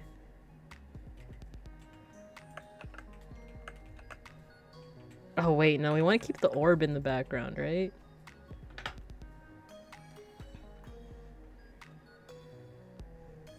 The blatant changes have been embedded in my genome. Yeah. Can we watch this really fake vids from early YouTube? Like which ones? That something about that sounds familiar. Which ones do you mean, Zako? Because and yeah, like in another stream. Thank you for clarifying with that. Fake vids from like because when I think early YouTube, I think of like Ryan Higa, you know, and Kev Jumba. Nice guys, finish last. That's why I'll treat you like trash. Just paint it green, it'll be a bean sprout. Snakes look like dicks until you add detail. Right? Doesn't that look like a little chub? And this is like a... Have you guys seen the post of like the marbles? The marbles in the bag? You know what? I think I know why this looks a little bit off.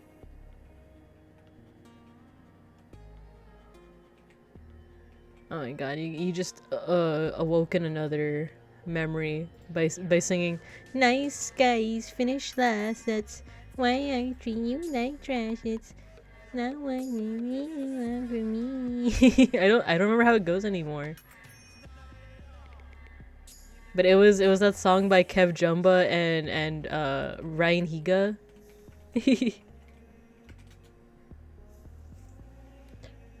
Remember when she said last stream that she was gonna be more family friendly? You're right. It's because I'm tired.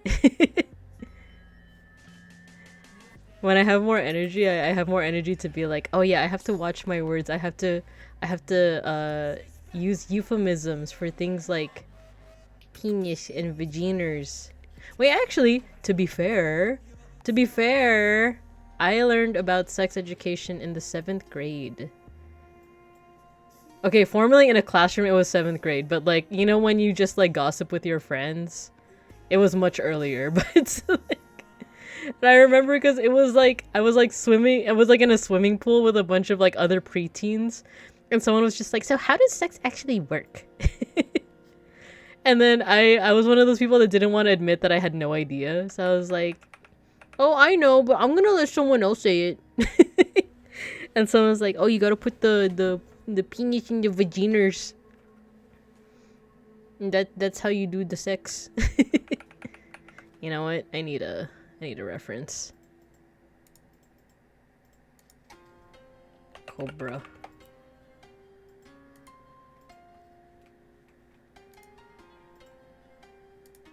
Okay, this is a good reference. Copy. Let's put it down here.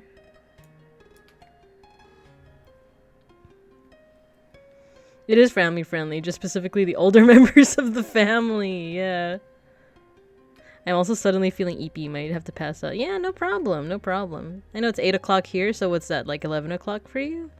Mika, you can't be controversial in NSFW, that's my gimmick. It's true, it's true. Peanuts in the vagina. I knew way beforehand because I had unrestricted access to the anime section of Blockbuster. Oh man. Nah, I learned about it like a lot earlier, but I remember like formally, right? In school, it wasn't until 7th grade because this was like, do you guys know if they still do this where like you need like a permission slip from your parents to learn sex ed in like at least public school? Because I do remember that being a thing. Like I needed my parents to like sign us a permission slip that was like, oh yeah, we're gonna be teaching your kids about this. Like, mine was automatic. Ah, okay. The same Blockbuster that I stole Zoids, Gundam, and Digimon cards from. Dang, I hikey kind of miss. I kind of miss Blockbuster. There was one next to like where I grew up. That's actually how I played Final Fantasy for the first time. Wait, I'm just looking at my reference.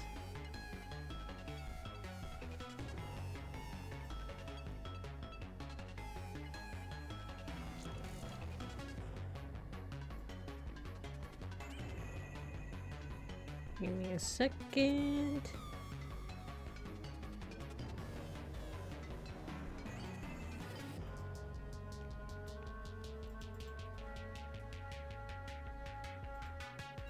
Even if that doesn't make sense, it's fine.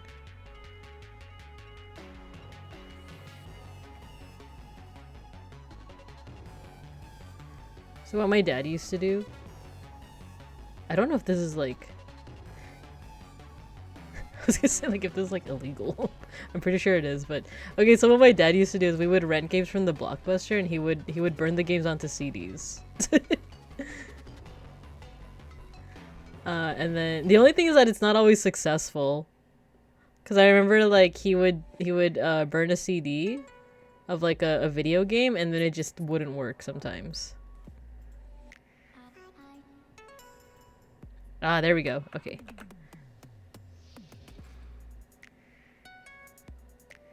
By me saying that, you don't think the feds are gonna like, come for us, right?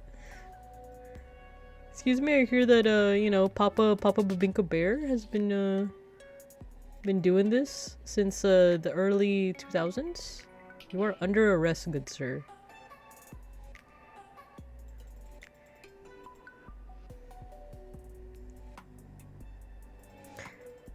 You're really showing your age with that statement? My school did it the other way around. Well, you guys know my age. I'm 33. Like, I grew up in the 90s and 2000s. It's not that much of a secret. But I know what you mean, where it's like, oh yeah, she 33. My school did it the other way around. Mine was parents sign an opt-out sheet. Ah, okay. Don't worry, statute of limitations on your side for that one. I've done my research. Hello, Babinka's NSA agent. Yeah, I've heard something where it's like most of the time, like I've heard something where it's like there are like people, you know, listening in on calls and stuff, but it's just that most people aren't as important. Like, oh no, you know what I think what it is that it's not necessarily that you're being listened to, it's that like for the most part people are like the crimes that you think the FBI are gonna get you for are not like I don't know, it's like like the ordinary people don't usually warrant like an FBI agent like listening in on them, I guess. Like, hopefully.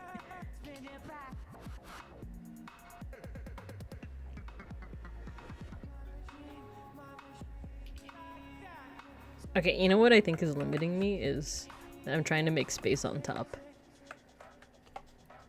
There we go.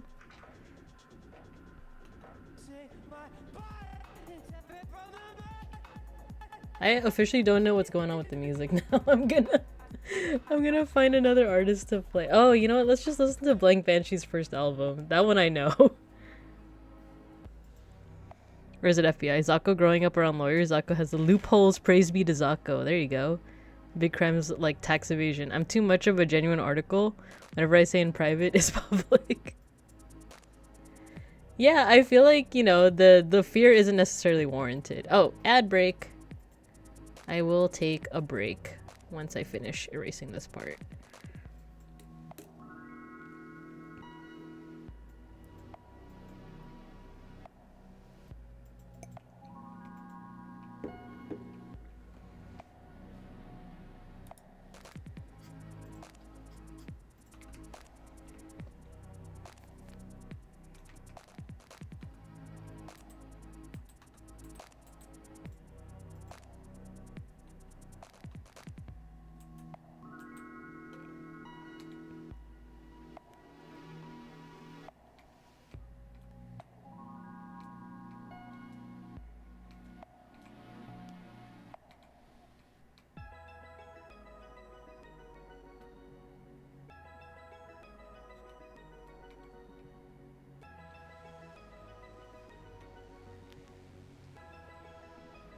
right, now that the break is over, I actually want to restart that first song.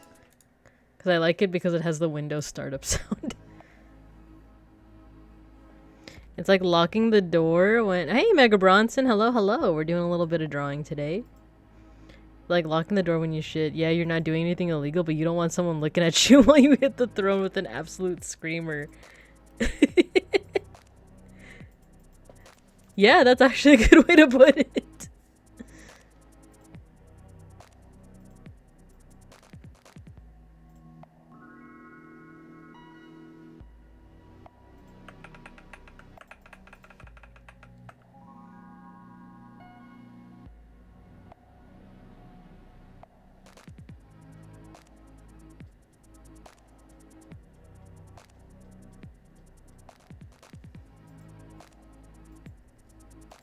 I just ordered food, so I'll be lurking. Yeah, no worries, no worries. This is a pretty, like, low energy stream. We have been chatting about various things like Mad TV. Well, otherwise, we're just chilling today.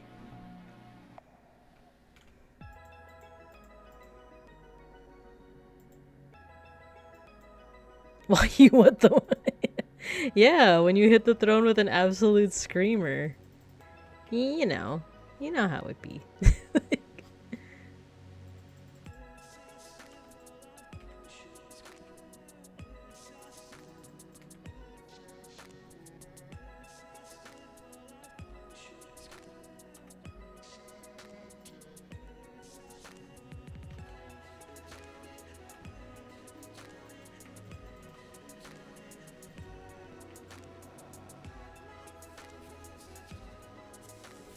Okay, it's not perfect, but... Well, actually... We could still move the snakey. Maybe I should have done the snake on a different layer, but...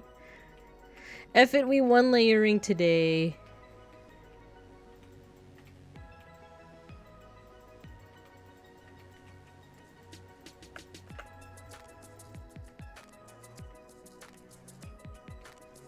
It's gonna make it a tangent. That's why I'm like hesitant, but...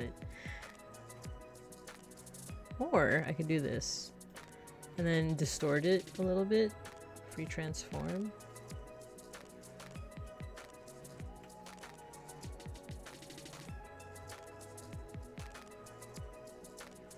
Yeah, I like that. I like that. Okay.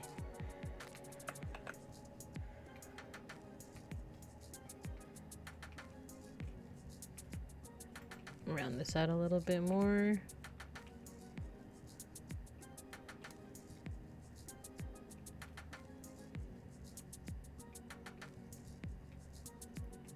Can we listen to Lo-Fe? Like Loki Lo-Facin'? She's very chill jazz tangent. I'm vibing, well, at the end of this album, but I will look them up. Because I actually like this album a lot. Lo-Fe? Ah, okay. Yeah, mayhap. Yippee!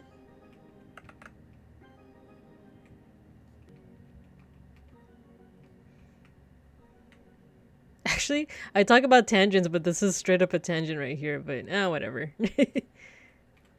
Save.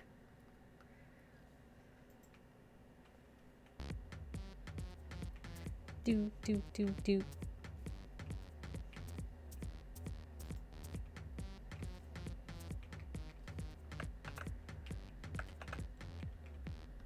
Yeah, you know what? We're gonna one layer it. We're gonna... No, wait, I take it back. We're gonna two layer it and then we're gonna one layer it. I guess the question is, what color should she be? Oh wait, tail. She needs a tail. There we go. Kind of a lazy tail, but a tail nonetheless.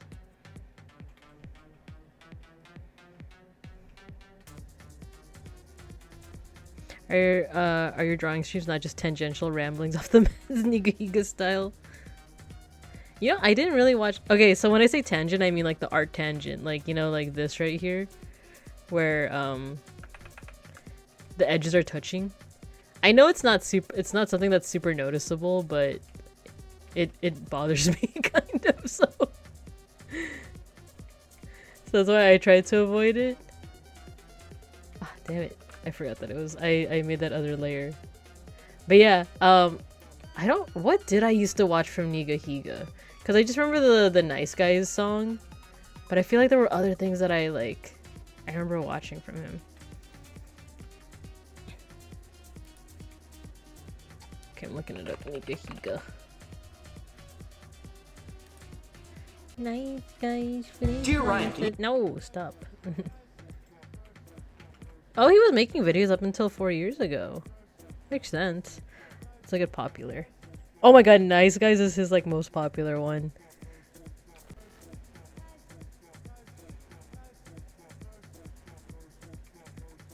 Oh yeah, he did stuff like how to be emo, how to be a ninja, how to sing like your favorite artist.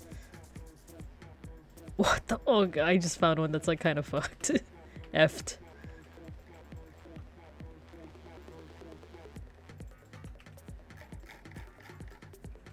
Yeah, what happened? He just decided to not make videos anymore, right? He was the Pichu to Filthy Frank's Pikachu? Makes sense.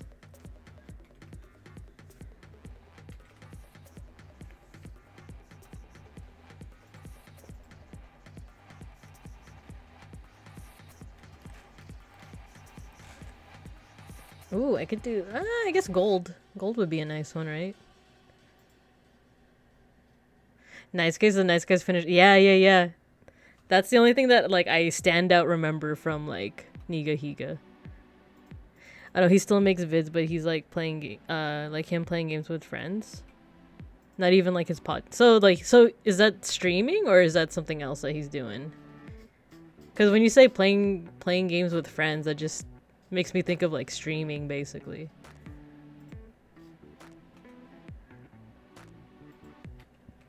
Kinda.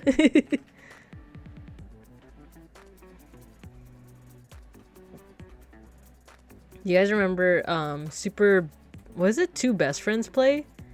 I think now they're not even friends anymore, but cuz one of them is Matt McMuscles, who now makes his own videos, but I remember back in the day I used to watch Two Best Friends play.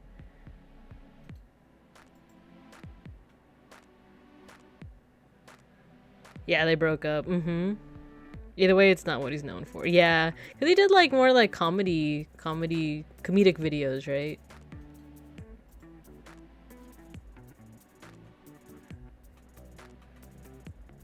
Okay, if I continue to obsess over this snake, I will not get anywhere. So we're just gonna do that, and then we're gonna color. We're gonna put in some colors.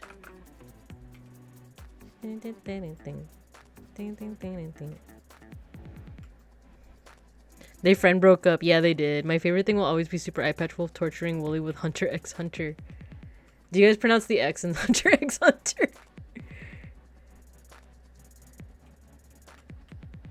It's not art if you don't obsess over a random small detail. It's true. It's true. Okay, I kind of want to start with the sun first. It's like in between red and orange. I don't know how to watch that. Hey, I like Hunter x Hunter. Oh, you know what? There's another brush I like to use for this one. I think I put it under... Wait, where did I put it? Thick paint? Yeah, this one. It's fitting because it's called Like Milk. And we're drawing a cow.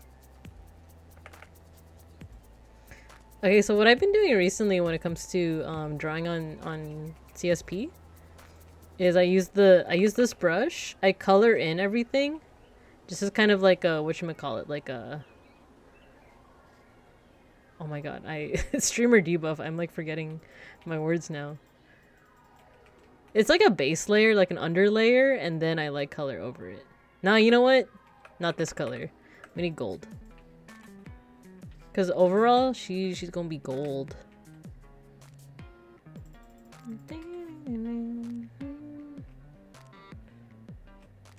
Maybe an in-between? Yeah, let's do this color. And then we'll go into a more brighter gold. Ely time? that your way of saying EP time?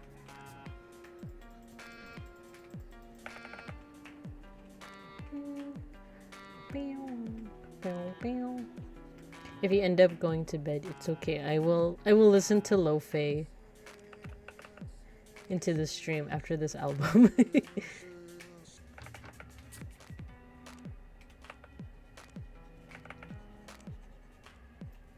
Yeah, I usually do an underlayer so that way it's like with IRL painting. I probably talked about this before, but like with IRL painting, you don't want it to just be like the blank canvas underneath. You want to have like a kind of a base layer first, then you can build up you can build richer colors with it.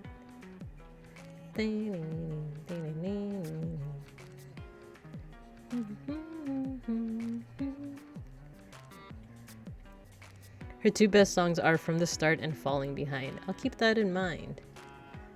From the start of... Oh, guess what? If you go on Spotify, those are her top 2 songs. Okay, we got our base layer. So now on that same layer, I'm gonna start like coloring. So let's do red for the sun, for her orb. And I do have this problem where like I always use desaturated colors. So I am trying to make a bit more of an active effort to use more saturated colors, because it'll look really saturated to me, and then I'll look at my OBS screen and be like, oh no, it's dead. Okay, so there's the sun, and then in the reference it's like a golden blue type situation. Even here she's like gold, no color there, and then this one's also kind of a gold.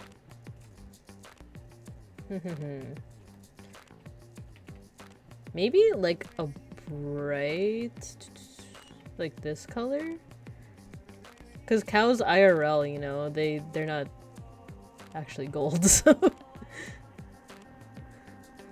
maybe something like this. So that's why it's not too striking, because like one thing with like, yeah, she's a goddess, but I do want there to be like a little, like the teensiest bit of like, you know, not realism, but just like, you know, a smidge of like semi-realistic colors.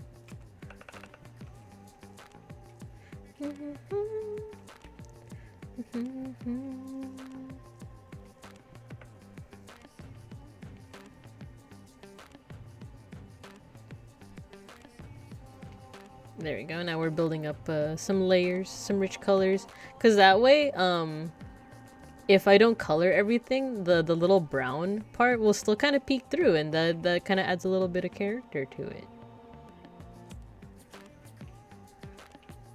Adds a little bit of dimension. For the horns, she has black horns, but let's do maybe this color.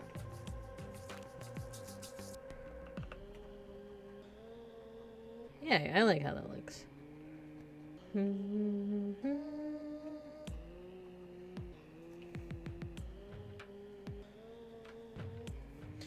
you know what? For the muzzle, I'm gonna take a little bit of some liberties. Like, oh look, she's brown cow. And then if they're lighter in color, maybe like a pink muzzle. Let's see what we can get away with.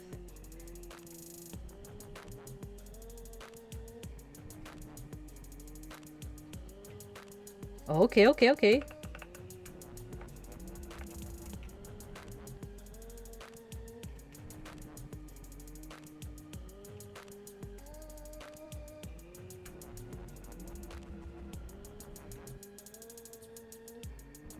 But then, I wonder if she looks too much like the cow from not Animal Crossing. What is this again? Harvest Moon. So let's play around with that color a little bit. And closer to red.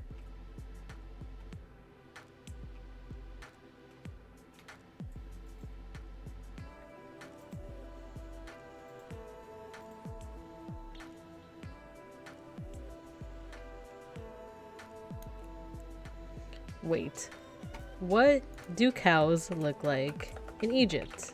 I think that's the one place that we could start with.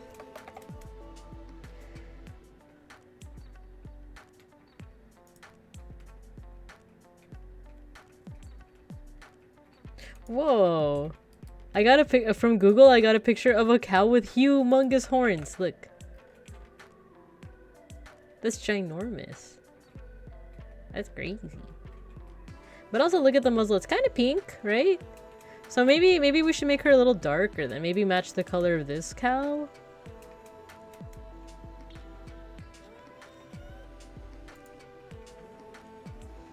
Let's keep this little soft color and then let's darken this one a little bit and then maybe hue shift it more to brown.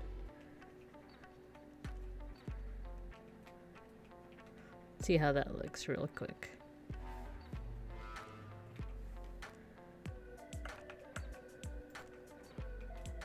Nah, we're gonna keep this vibrant color because now that I realized it, like I said, yeah, we want to keep it like a smidge of realism, but she's a goddess. She is a goddess, so maybe she should have some like supernatural coloring, you know? What's more supernatural than like a golden cow?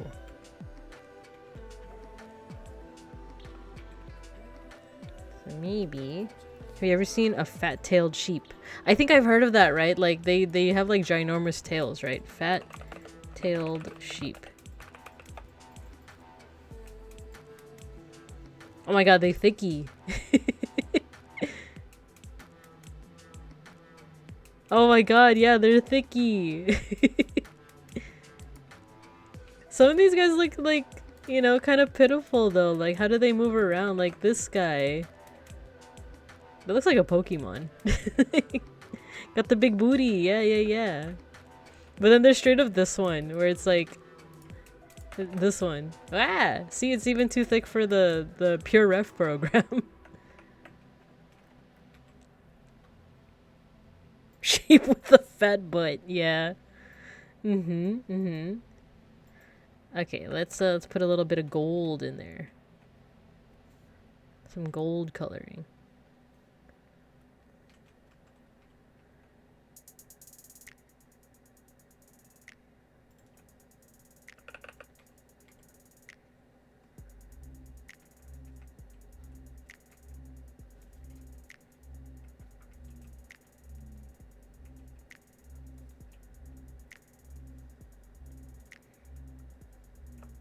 And then a little bit of shading on the muzzle.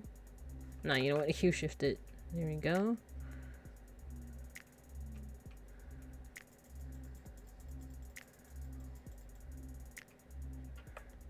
A little bit of reflected light here.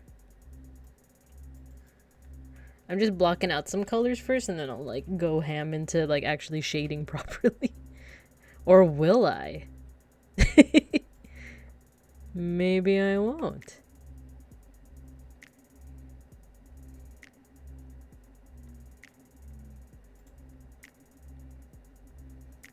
There we go, add some highlights.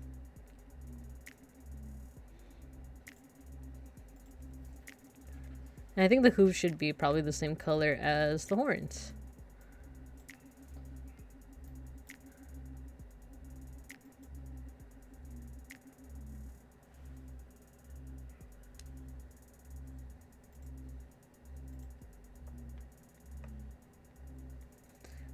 And I kind of want to just put in a random color.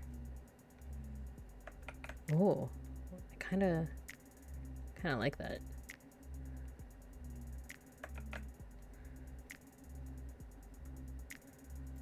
Kind of like that. Okay.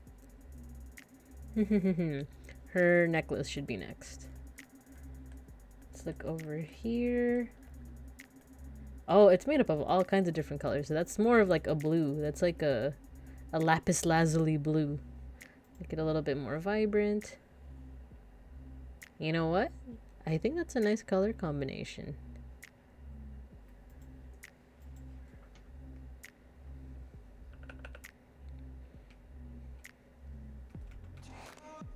And there's a little bit of gold too. So let's just make it a very vibrant gold, like this vibrant. For this part.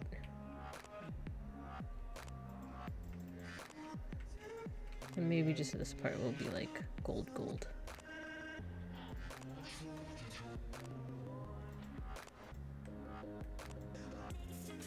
You know what? Here she also has like hair.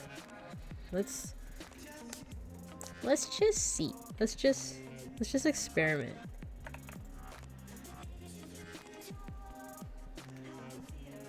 Like she has like a little wig. Nah, I don't think I like that. I'll keep it as is. Unless.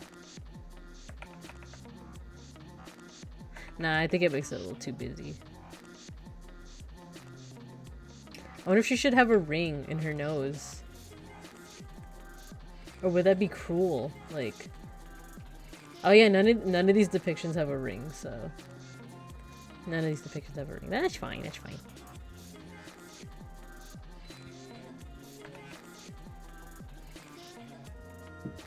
Now her snake friend. Snake's usually gold, so maybe we keep that gold color. Yeah, the snake is usually gold.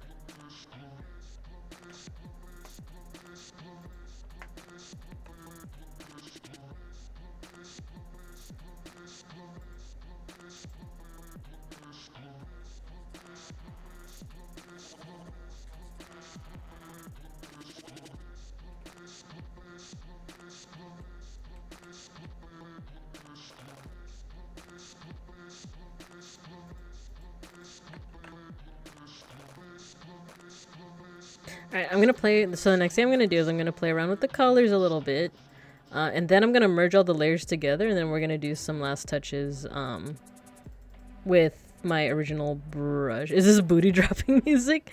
It's vapor trap. So it's like, interesting mix of like vaporwave and like trap music. I think this album is from like 2016-ish or something like that, like late 2010s. Okay, so it's the sun, it shouldn't have shading, but you know, F it, what if it's orb? So let's do hue shift to purple.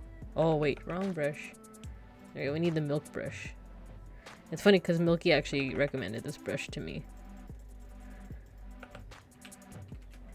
Oh man, Milky's on a business trip, I miss her. Actually, wouldn't it make sense to have the snake cast a shadow? Because we're assuming this is just orb.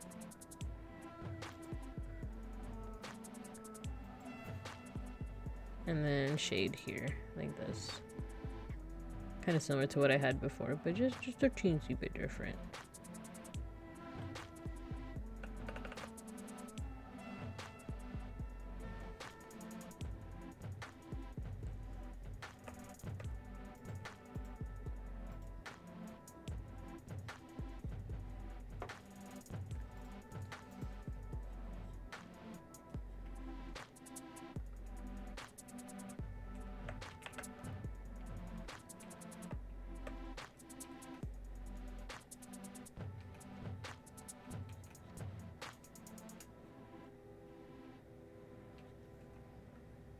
You know what I kind of want to do?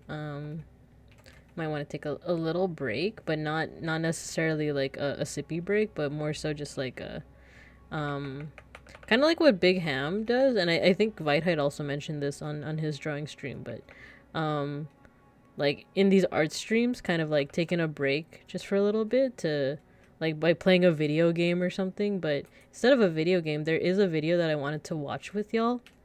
Pomodoro something. Yeah, kind of like a Pomodoro, yeah.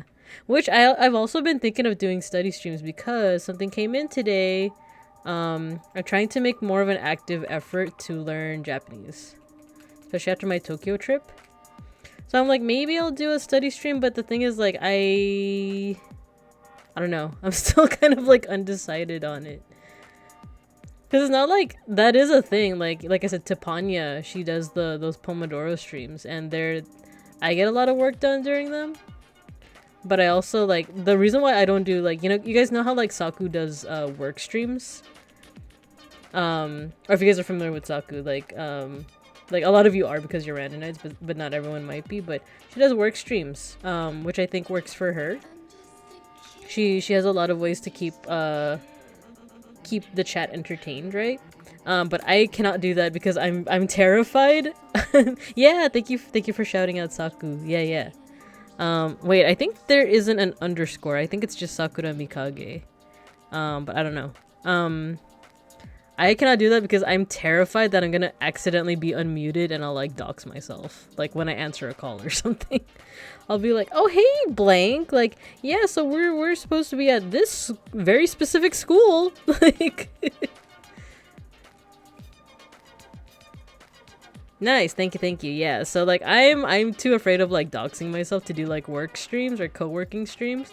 But I feel like study streams should be fine because like then you know, I won't be answering any calls. I won't be like complaining about the emails I'm getting and like be getting too hyper specific and possibly doxing myself.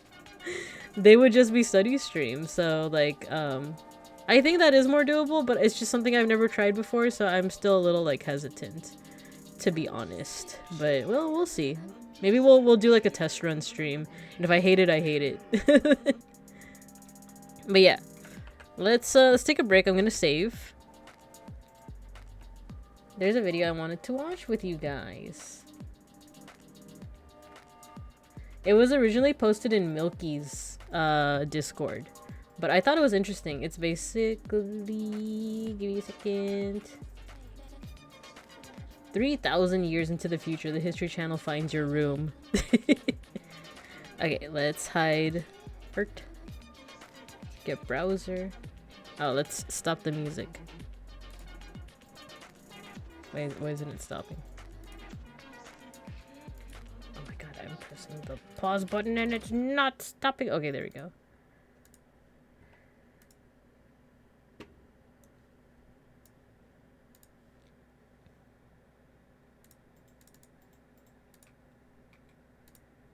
Okay. So, without really explaining much, I'm just going to show you the video. Turn on the light, turn off the lights, and then let's watch. Lost relics of the ancient world, subs. 3,000 years ago. Using a state-of-the-art rover, archaeologists from Hubbard University have breached the silence of a long-sealed chamber. I realize the in ruins lights of a are also site kind researchers of have affecting aptly the named brightness of the Gobokitumbo. video. Keep going. Keep going. Wait, what's that? What mysteries of the old world lie buried by time? Right there. Move there. What they discovered. So if you guys don't know, this is very much referencing like those back when History Channel used to have history. There used to be these documentaries about like, you know, navigating what's inside the pyramids, what's inside the ancient Egyptian tombs, right? And they would use robots to like, they like shove a robot in like one of those small like entrances to the pyramids and control it remotely. It'll run over it. Yeah, exactly. They would put these little robots, remote control them, and then just like comment on like what they see, right? So this is kind of a reference to that. May perhaps change our understanding of antiquity forever. My God. This Oh my civilization was far more advanced than any of our original notions. Lamario An versus empire PhD. dedicated to the Oh my arts, god, it's Pickle to Rick. the divine, but also to the sciences. The researchers have uncovered a scroll, what may be a diploma of high academic achievement. Oh These my people- frick. The breadth of their Not- study. They What's his may face? have unlocked knowledge Maureen greater biologist, than that's we his possibly name. could have imagined. Perhaps greater than the Library of Alexandria. I believe we're looking at some sort of canned food or meat. They had brilliant techniques of preservation. These people Yeah, I didn't waste think a Owen thing. commented Idols, on this suggesting a when, deep and when he devout commented in the religious fervor. Discord. They had a complex system of belief, a polytheistic pantheon. Renona Wider. There was a trickster deity, a god of science, demigods even. See, men I love made this. from iron. There were at least 3 Iron Men. Because do we We're not? still Do we having not have trouble a translating their pantheon? hieroglyphics? Their language was so complex. The terms goon or jelk, these are both nouns, verbs, sometimes adjectives, used in everyday speech, yet their meanings lost to time. Perhaps terms of affection. I goon you. Have a nice jelk. Why Many does this? ancient Why does this remind me of like how tablets Professor reveal Lando would mystic say secrets. this? Tablets Have a of nice Roku, gel. Of Kindle, of Amazon Fire. These Yeah, were the Owen. spells Yeah, they would yeah, cast yeah. in their time. Of course, what we now call science. This sock is perfectly Wait, fossilized. I have to go back. I have to Of rewind course, because we're what gonna we talk now about call fire. that. These were the spells they would cast in their time. Of course, what we now call science. This sock is perfectly fossilized. Some mysteries remain unsolved. The apple was certainly confusing. We theorize either it was lightly cooked on the top to increase its flavor, or it was used in an incense burning ritual to speak with spirits on the other side. He's not wrong though. Either way, it was perfectly preserved. Just like this flower. A warrior culture, one of bravery and litigious acumen. One folk hero by the name of Saul, they would invoke him or call upon Saul's name. in The time of fursuit, dire yeah, the need. fall, not the That's fossilized Dobby sock. from Harry Potter. Their entire class system was centered around the hoarding of symbolic totems or trinkets. Oh my Essentially, gosh. they would wear their money on their shoes. It's true. This man was clearly a king. I feel like Clearly. we have only just scratched the surface. We have so much to learn from our ancient past. What's wrong? It's not responding. Some secrets remain hidden, but others will soon see the light of discovery. Unfortunately, the rover suffered a catastrophic failure when its treads got stuck on a busty anime mouse pad and it spun into Not a it fragile being in a yet museum. structurally significant cup of Baja. Hi, Super Mega Man gotta get X. in there. Hello, we're Luckily, watching it captured one final not a image, history and channel video, it is- but a whiz-tory. breathtaking. Breathtaking. Have a nice jelk. Have a nice joke. Okay, so I do legitimately find this video very fascinating because, like, it does kind of go into, like, some of the pitfalls of, like, anthropology. This reminds me, someone I watched once joked that aliens visiting our planet would think Spider-Man was a local deity. Well, that's the thing, right? Like, if you were to just go off of, like, without context of anything, how would aliens view our culture, right?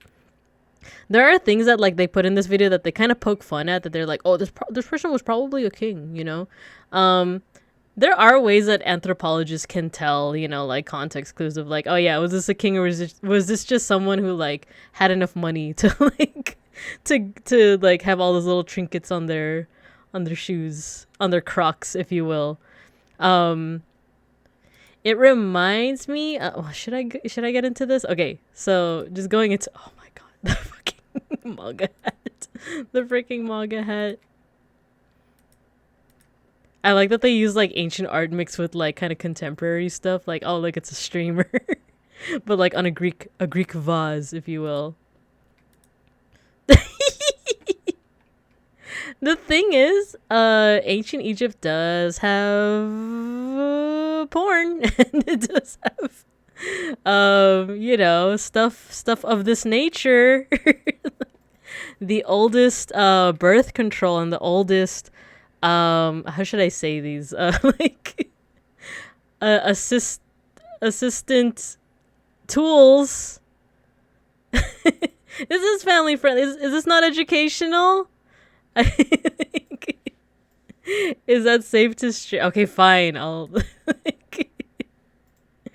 family friendly. You guys are learning about sex ed. There you go. These are things that are kind of talked about in college classrooms, at least. So, but yeah, like the first, you know, session progress. Like birth control, the first pregnancy tests, or, like, you know, you could see it in ancient Egypt.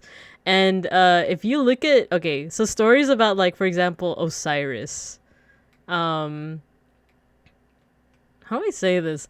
There's just a lot of wall art. There's a lot of wall art of the deities with big peanuts. Very long, you see. To the point where, like, it's something that, like, it might not have been so taboo to talk about back in their culture, you know? It's kind of like that thing with is it the Minoans, who, like, the way that they dress, they were totally fine with, like, women were totally fine with exposing their breasts, but God forbid you show your ankles. So, yeah, it's pretty fascinating that, like, yeah, they, anthropologists are aware of like, you know, stuff like pornography, stuff like you know, sex toys and such and all of that stuff. And they would talk about it. Like there's a lot of mythology about, like, if you're really interested, I would say look at the stories of Horus and Set, because they would use sex as kind of like a power play between they were roommates. It was a kind of a power play. Look up the lettuce story. That's all I'm gonna say. Look up Horus, Set, lettuce story, and like prepare to be amazed, because it's kind of disgusting. But like, you know, if you are curious, look it up. Historians seeing some tool they don't know. This clearly has some kind of ritual used. Well, yeah, that's the thing. It's funny with how we talk about our own culture versus how we talk about cultures, like other cultures, but also cultures from other times. And I'm gonna give you guys a challenge, okay? Or I'm gonna tell you about a research paper that I thought was very interesting. I'm not gonna say it out loud yet because I feel like you guys would get it like right away, but there's a research paper. I'm not gonna show it on screen, but I'm just gonna like read it out to you. It's about the rituals of a tribe called the Nasarima. If you already know what this is, don't say anything. But there's this tribe in North America called the Nasarima, and they just have like very interesting rituals. For example, like they're obsessed with their mouths, for example, to the point where they would like regularly use like hog hairs to keep, you know, their teeth clean. They have like their own cultural heroes as well. Like I'm trying to read here. Naknisa. And they even have like ritual temples as well. Where like even though they know that like they would undergo rituals that like seem very painful. This vid is so funny. Yeah. Yeah, beeplebees. The lettuce story was something. Yeah. The lettuce story. Hi, Milky. So yeah, we're looking at this video. I saw it on your Discord, and I'm just talking about how like it's interesting how like we talk about different cultures in a way, because like this is a joke video, of course. They're looking at the cultures of the 2020s and seeing how like people 3,000 years from now would talk about them. But I'm talking about this research paper called the body rituals of the Nasarima. Especially if you're studying history, this could be what's happening right now. So, if you are interested, go ahead and look up the body ritual of the Nasarima.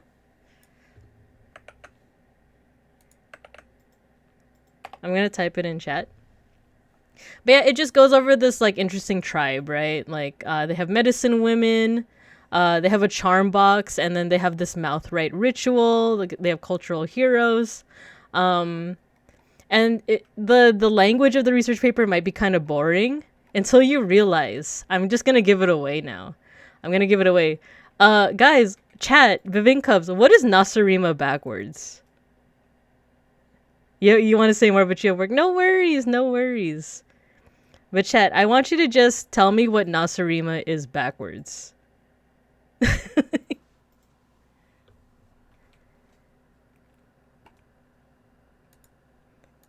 Once I see it in the chat, I'll continue on. Yup. American. Nasarima is American backwards. It's Burgerland. Yeah. So the whole point of this research paper is to highlight how we talk about different cultures, because they basically try to take things that are familiar to us, but they say it in a way that's very unfamiliar. They say stuff like, oh, the Nasarima tribe, they do this mouth right ritual every morning and every evening where they get like a stick of hog hairs and they just kind of like they push their teeth through it. It's brushing your teeth. They're basically explaining brushing your teeth. So there's that, and then there's like the temples that they would go through where they have like these ritual purification rituals. Like they say in the research paper, like, oh, the people that go to these ooh, what's this? Or is this just the same video? Relics of- oh yeah, it's the same thing. It's the same thing. So but yeah, so yeah, the temples where like the practitioners know that they're gonna be like in pain, but they're going to feel better afterward, is basically describing a hospital. And then they say that the Nasarima have cultural heroes known as like not Nisa. It's Washington backwards, like George Washington. And it goes into stuff like, oh, how did people like, you know, for us, it's, or like for people in Burgerland and Bear America, they know that like, oh, George Washington was the first president. So we view him as a hero, but he's not necessarily a deity, right? But how would people in the future, or how would people from another culture or aliens be like, how would they see that, you know? So that's why I'm like super interested in stuff like this, because it kind of like makes the familiar unfamiliar. What else does it say here?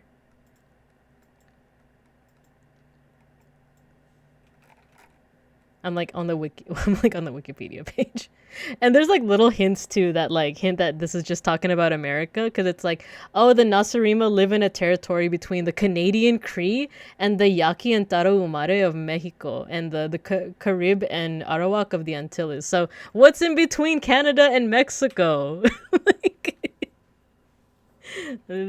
the USA, of course. So yeah, it's an interesting paper, because it's also kind of meant to be kind of boring. It's like it's like a research paper that kind of like it kind of plays you, because it's supposed to be very what's it called, like what's the word again, it just uses like specific wordage, like it's supposed to be kind of dry. It's supposed to be very like, oh, this is only something that like, you know, academics would read. Because I remember I assigned this reading once to like a bunch of high schoolers, and they were like, yeah, it's kind of boring. And it's like, well, yeah, that's kind of the point. Like, it's kind of boring, because like this is essentially how we talk about other cultures. And yeah, some people, okay, to be fair, like some people are gonna legitimately find interest in this, right? And then there are some people who are gonna read it and be like, wait a minute. Like, wait a minute. In Anthro 101, the professor discussed dumpster diving analysis, going through ancient garbage to make inferences about cultures. Yeah, exactly. Owen said, I remember this exercise from middle school. I was too stupid to figure it out. What's the reading called? It's called The Body Rituals of the Nasarima. So you can find it's if you just Google it, it'll lead you to the paper. I think it's only 3 pages. Oh, 6 pages. Body Rituals of the Nasarima.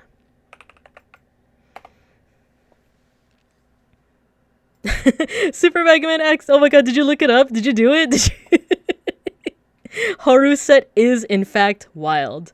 Mostly also because it is also technically incest, but it's interesting. It's interesting.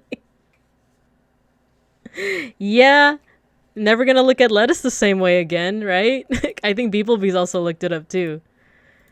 It's yeah, it's interesting. That's I think that's all I'll say about that. Battlesuit 2024. So with that in mind, that's why this video is super interesting to me, because it's like, yeah, how are aliens or people like 3,000 years in the future gonna like interpret our culture? And then what does that say about how we interpret older cultures? I'm gonna put the music back on. I'm realizing I'm just talking into the ether. Or not into the ether, like it's just weird to talk without music, but yeah, it's like, what if the way that we talk about the Mesopotamians and the Egyptians is like this, you know? What if we're just like massively misunderstanding their culture because we don't have that context, right? So like, you know, what if they don't really worship the sun god Ra? What if they just had like their own comics and superheroes, and it's like, yeah, Ra's my favorite superhero. Or what if Ra is their Oshi? You ever think about that? What if Horus, or you know, we could also use like Greek mythology. What if Zeus is just their Oshi? And we're just massively misunderstanding everything, right? Like their temples aren't really temples, it's just where they stream.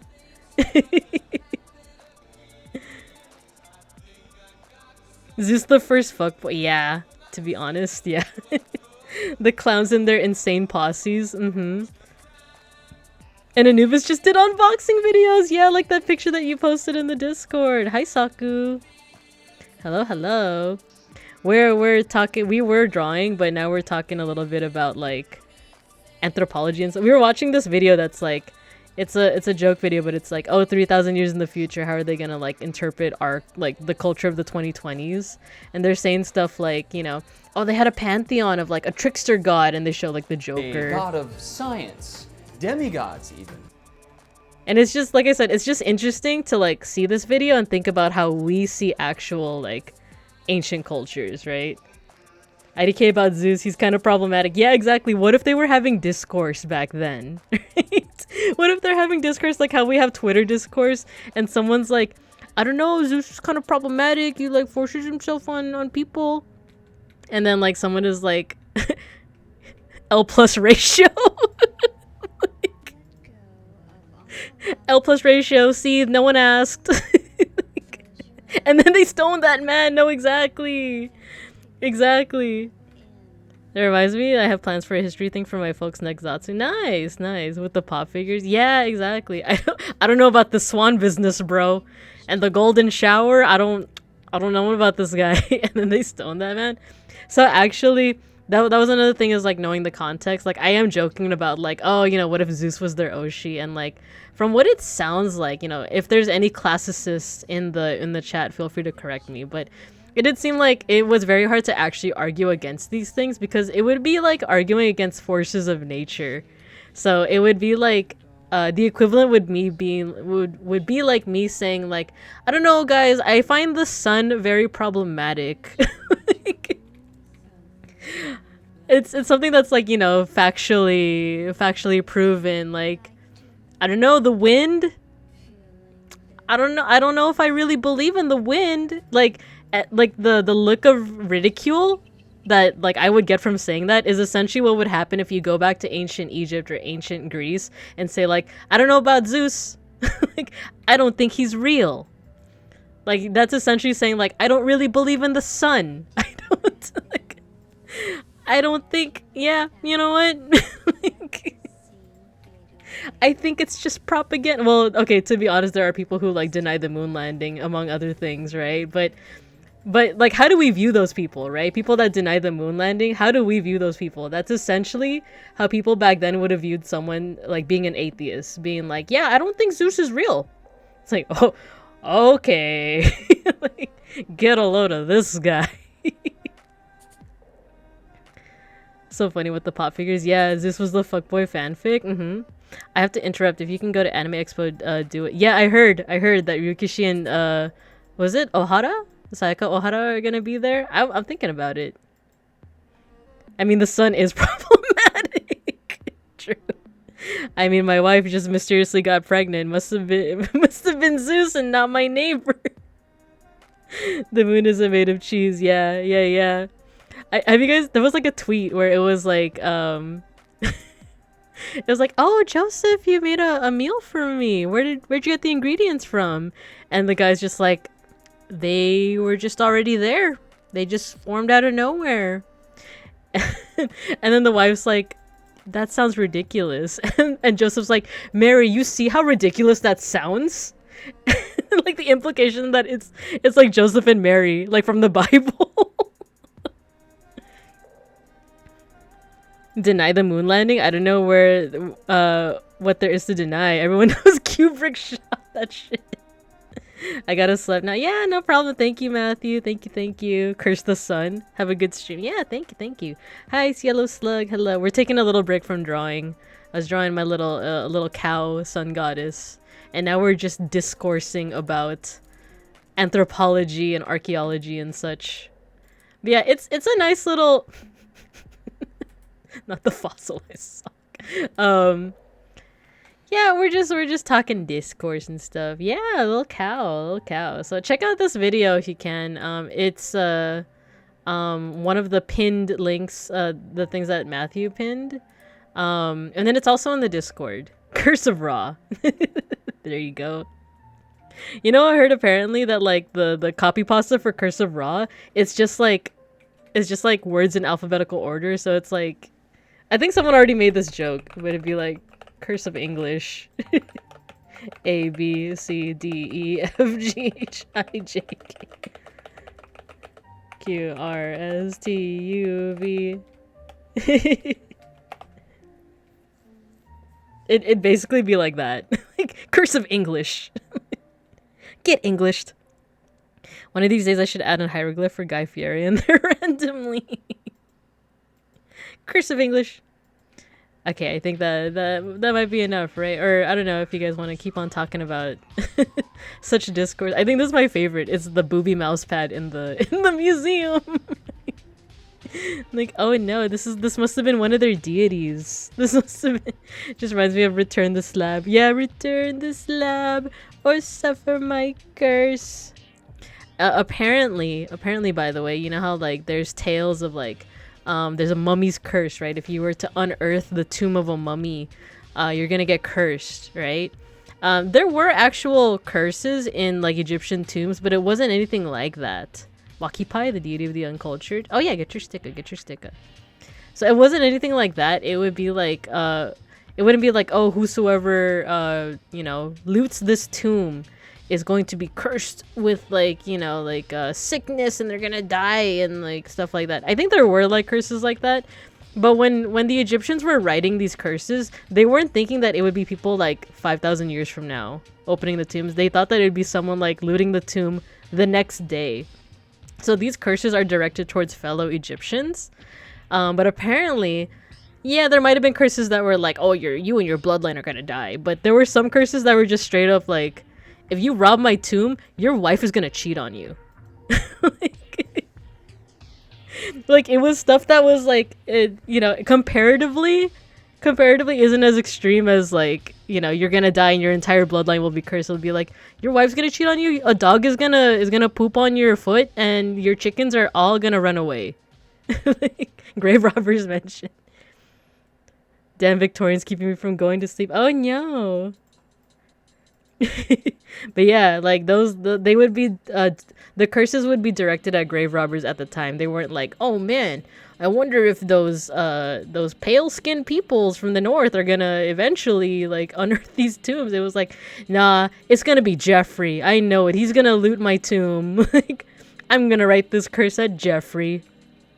I guess what would be an Egyptian name, like Jeff Otep. Fucking Jeffrey. Freaking Jeffrey. Dang you, Jeffrey Otep. Oh no, not the auto mod. I'll allow it. Jeff Otep, yeah. We believe the sign translates to fuck off, Steve. I didn't steal shit from you. Exactly. I think that's kind of the charm of studying history, is just knowing that they're like us. Everything is the Victorians' fault? Like, you mean why there's not as many mummies? Because the Victorians would eat them? Which is true, by the way. They like would actually grind up mummy remains and eat them. That's a thing. Like, isn't that crazy? Reminds me also of the shitty copper seller guy. Yeah. Oh my god, what was his name? Was it like Aya Nasir or something? What was the... Oh my god. I want to say it's Aya Nasir. So Aya Nasir.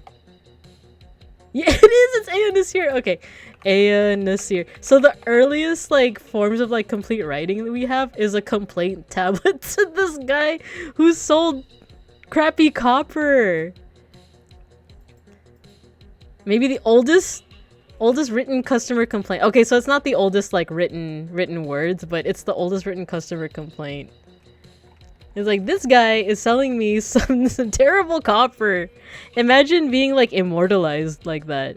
Yeah, they made paint. It's called Momia. They're just like us for real. This guy, I love that this exists. Yeah. Fuck Aya Nasir. How is he still in business selling subpar copper? That's a good question, because like this implies that like, he built up a reputation. So I don't know. I really don't know. Became an internet meme due to its seemingly anachronistic nature. Many customer complaints from poor service in the modern era. The oldest customer complaint. Damn you, Aya Nasir. Oh my god, there's memes. The Virgin Nani. Why the hell does he need so much copper? Got swindled by A.N. Seer. Sends a servant to do transactions for him. Most gullible merchant in all of Babylon. Wife and daughter will most likely leave him for A.N. Seer. Wasted a perfectly good clay tablet writing the world's first customer complaint. Walked through a war zone just to get a refund. Got denied! No! all my homies hate A.N. Seer. The scoffers. The chat and sorry, no refunds. Probably has a harem full of wives, travels all the way to Persia to buy shitty copper. He then sells it at ludicrous prices by overhyping its quality. Will treat you and your messenger with contempt. Keeps all complaint tablets from... That's another thing. He kept all of his tablets. That's how we found them. Is that there was just a storage full of his complaint. That means he was like flexing them in his house as amusing decorations and to assert dominance. Best quality copper in whole of Mesopotamia. That reminds me of the... Okay, last thing before we go back to drawing. Before we go back to the art. Put it in H. Put it in H. Alright, you guys want to listen to some real music? Not this vaporwave crap, but this. Put it in H.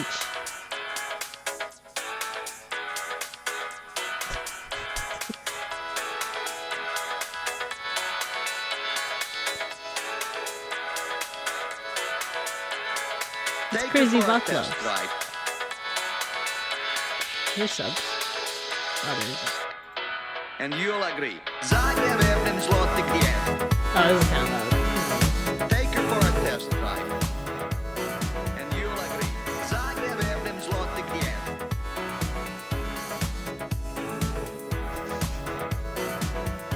Put it in H.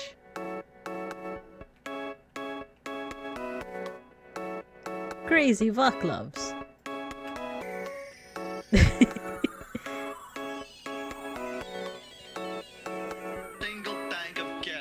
This thing runs on a single tank of kerosene.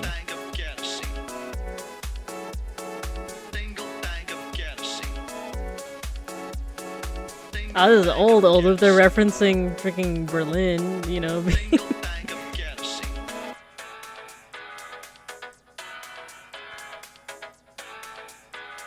Put it in H. What country did this car from? It no longer exists, but take her for a test drive, and you'll agree. See A and Nasir be like, and you will agree.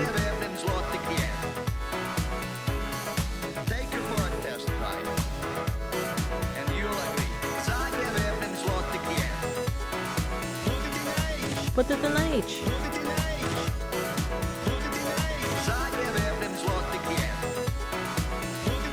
Tag yourself, I'm the pig.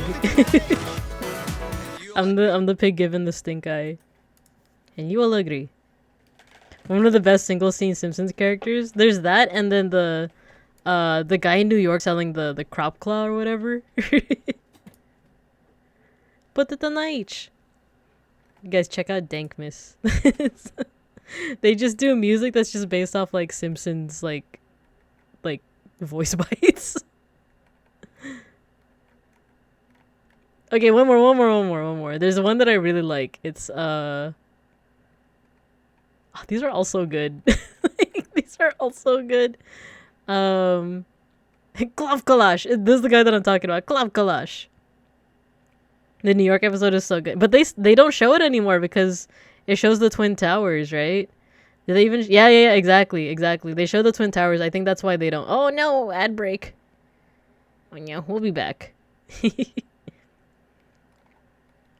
That'll give me time to find the song. That's a paddling. Wait, I also like Dr. Zayas. Okay, it's the we tried it. Oh, this one. Okay, I'll play it once we're back from the ad break. And then we're gonna go back to the art.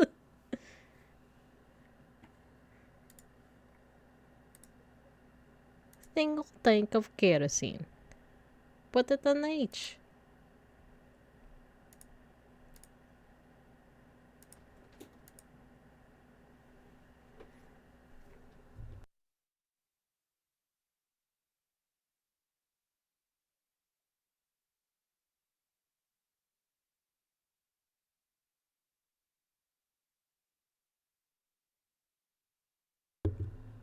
Okay.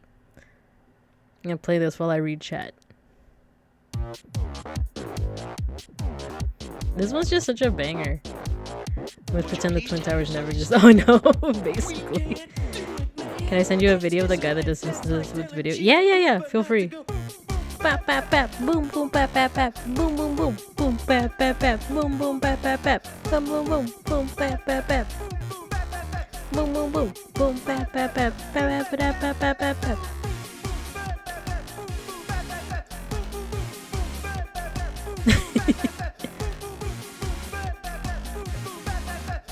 My favorite is when what the mom says. You just gotta wait for it. Boom boom bap bap bap. Boom boom bap bap bap.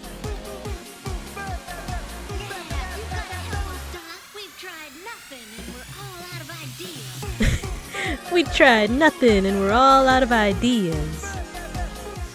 Yeah, go ahead, Owen, go ahead. Oh yay. more videos. Boom boom bap bap bap. Boom boom boom. Boom bap bap bap. Boom boom bap bap bap. See, I've listened to it for so many times that I know how the song goes. Maybe just the boom boom part. There is an experimental therapy that might help Ned contain his anger. Well, Ned, how do you feel? I feel Fine. fine. A little twitch. You don't feel angry? Positively Not a Reno. How do you feel about me? pretty darn diddly doodly. Where they revealed that like Ned Flanders used to be like the crappiest kid.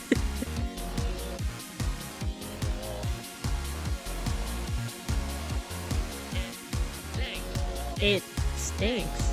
It stinks. It stinks.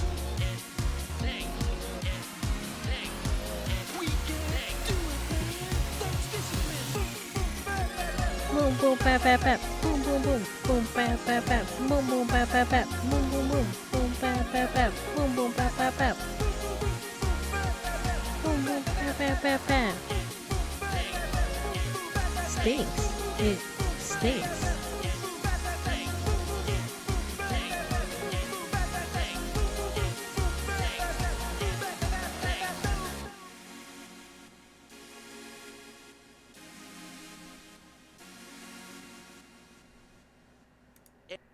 It stinks. Thank you for posting it in the Discord. Actually, I wonder if can we just listen to Dankmas for the rest of the stream while I draw? I know we said we listened to Lofe, but I'll listen to it off stream. Dankmas. Yes. Okay. The small guy always annoyed me. Yeah. The critic. Hi, Akashi. 'Tis your stream. It's true. Here we go. Oh my god, the first one is dissing your fly girl. Welcome, Akashi. I was drawing. Well, okay, I am gonna continue drawing. But we got sidetracked by like talking about history stuff, talking about archaeology stuff, and then it transitioned into The Simpsons. So I will return to art though. AK's name, but he was, you know, that was a crossover. He's from another show entirely. But yeah, it's from the critic. Oh yeah, it's John Lovitz, exactly. Yeah, this is the cow goddess Hathor. She's an Egyptian goddess, but I wanted to draw her cute. This is what she's like. This is one of the ways that she's depicted, but she also has like a full cow form. So I am taking some liberties though. She's cute. Oh, thank you. So, At this point, this is what I usually do. I merge the layers. We're gonna one layer it, everyone. We're one layering this bad boy. Girl. Bad girl. Dun, dun, dun, dun, dun. And then I tried to smooth out the outlines. Let's say that this gangster's dissing your fly girl. No, actually, you know what? Let's go back. Let's unmerge. I'm gonna like work on the colors a little bit more, just a little bit more. Bad girls, what you gonna do? Yeah, I'm gonna work on the colors just a little bit more, and then I'll merge and do some finishing touches. One of the producers of the show took his name off the credits for the Critic crossover episodes because he didn't approve it and considers the episode non-canon. I never watched that show growing up. Did it have the same animation as did any of you guys watch Home Movies? Worst of times. Who was the best? Who's the best? I need a little bit more, whatchamacallit, contrast. Hardcore. Yeah, Home Movie. That one is also kind of a gem to like. It's a bit hit or miss sometimes, but there were some moments that like me and Beans watched it recently. It's like kind of funny still. I didn't have the knowledge to understand movies when I was younger, but it was so funny seeing clips now. Oh, for home movies. Yeah, I think for me, I was just very fascinated by the art style because it was like they were constantly like I don't know, just like very wiggly, right? Squiggle motion, exactly. Wasn't that grainy? I never watched The Critic, I just know it by a quote my roommate uses. It's a standee of the character and the speaker that repeats, "Buy my book! Buy my book!" It was the worst of times. As a kid, my mom had like a VHS tape. It wasn't an official VHS tape. It was like a like she had just recorded some episodes of The Simpsons, and because of it, I remember those. I remember like, I don't know if I could like recite it for verbatim, but it's the Itchy and Scratchy episode where they go to Itchy and Scratchy Land. They go to Itchy and Scratchy Land, and there are certain parts that I like can recite verbatim. But of course, I also have streamer debuff, so now that I say that, I can't remember anything anymore. Possibly I'll have to double check. That does it. I'm watching Home Movies clips. There was a funny one where, like, I think it implies that the coach slept with, oh my gosh. The coach that's voiced by, Archer. Oh no, it wasn't, it's that he was, like, I think the coach, like, has trouble, like, in his dating life, right? And he's, like, consistently, like, turned down. But, like, despite that, he still calls women. Like, he still, like, calls the women that, like, turn him down. I might be remembering that incorrectly, but there was just a scene that, like, had me and Beans dying. He has trouble with everything in his life. The man is a train wreck. They're just so squiggly. Okay, this is gonna be even rarer. If you guys actually remember this, I'm gonna be like kind of amazed, but it was another Squiggle Vision show, but it was for kids and it taught you science. It was like Science Court or something, and it wasn't on like, you know, Kids WB, I think it was like ESPN. It was like Channel 13 or something. Like one of those channels that you would not, like you as a kid would not like willingly like go through. The only line I remember is, yeah, Bort. Who would be named Bort? Actually, my son's name is also Bort. Yeah, when they went to Itchy and Scratchy Land, and then there was like a whole bunch of like one-off characters. It was like, oh, it's Uncle Ant and the Ku Klux Klan, and it's like a clam with the freaking like KKK like hood.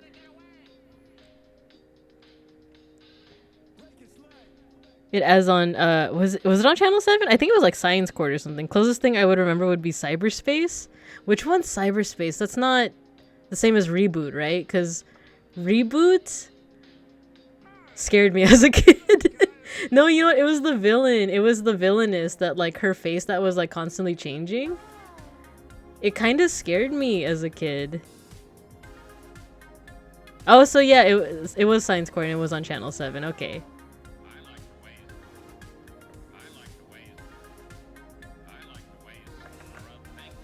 I like the way Snub thinks. Cyberspace was... That's not Reboot, right? Or am I thinking of another thing? Cyberspace.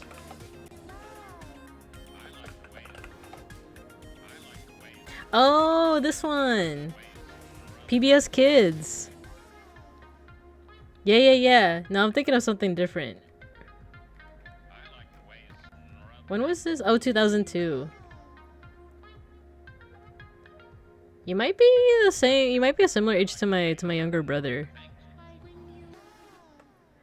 Cause I did he watch that? I don't think he watched PBS Kids. He like, what did he watch? I think other than Cars on repeat. Like my little brother, who occasionally pops in chat, his hyperfixation was Cars. Like he knows everything about. Not Cars as in just the general term Cars, like the movie, the Pixar movie, like Kerchow, like Lightning McQueen. Bam, bam, bam. There's also Dr. Katz that you yeah, Dr. Katz. If you wait till past the afternoon, Bob Ross episodes were played. Oh. After these messages, we'll be right back. Yeah, no, not just like Cars in general. That's it's like the Pixar Cars. And you just reminded me of like a memory of like, it wasn't too far. It was like maybe 5 or 10 years. Wait, when did Cars 3 come out? Okay, when did Moana come out? Let's start with that. When did Moana come out? Because I remember like this kind of a core memory. And I know core memories are more so used for like early childhood, but this was like I was an adult by this point. But when Moana came out, I watched it with a bunch of friends. And during the trailers, they showed the trailer for Cars 3, I think. And the trailer, if you guys don't remember, is like, I think Lightning McQueen like accidentally like goes off he gets into a crash, and then it just goes black. Like the screen just goes black. And before the trailers had started, I had been drinking. I had been drinking with my friends, and then like when that trailer happened, like I didn't realize how loud my voice was, and the fact that we were surrounded by kids, because when that happened, I thought that like I was like, oh my god, Lightning McQueen is fucking dead. Like I just said that out loud. And my friends were like looking at me like, Vivinka, shut up.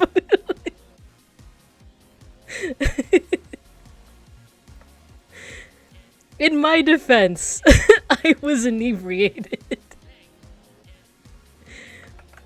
Why were they serving alcohol?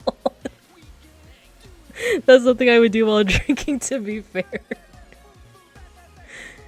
Cause yeah, I was like pretty zooted, I guess. Wait, is zooted the right term, or is that just when you're like when you're like smoking the stuff? Okay, I'm just adding random colors now. I just remember being like, oh my god, like Lightning McQueen's fucking dead. They fucking killed Lightning McQueen. I'm thinking of this guy eating beans tweet. Wait, what do you mean by that? Okay, I'm gonna get a hyper pigmented color here. What the? I don't know. I felt something drop over here. I think. Was it Shacker? Maybe you launched his toy or something. Oh, I think that's what happened. I felt something touch my booty, and I think it was Schnackery launching a a mouse toy at me.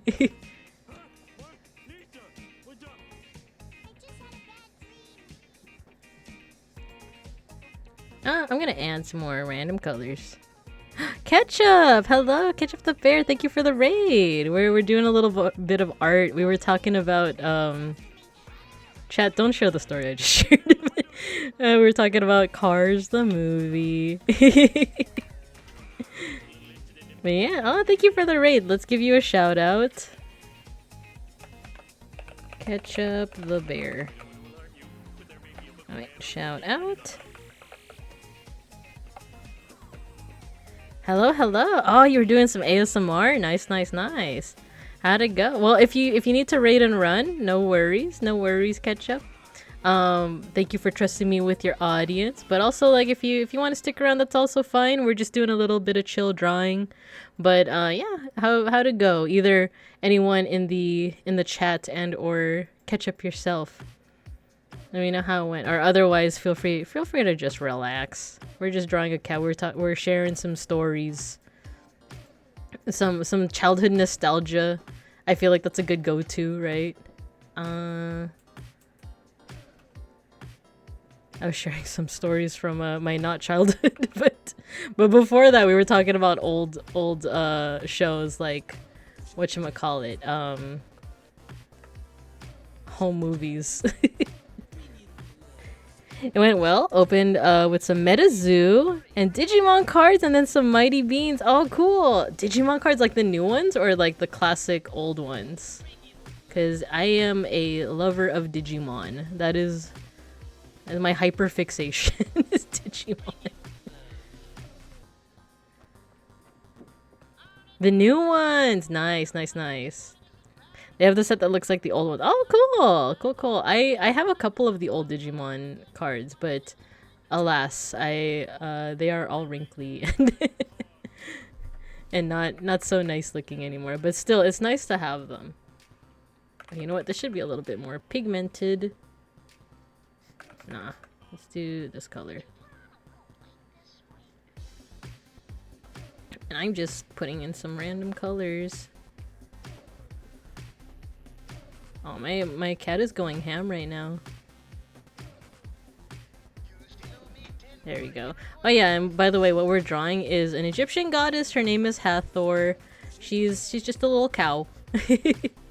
I'm taking some liberties with how I depict her, but I just wanted to draw something nice and cute.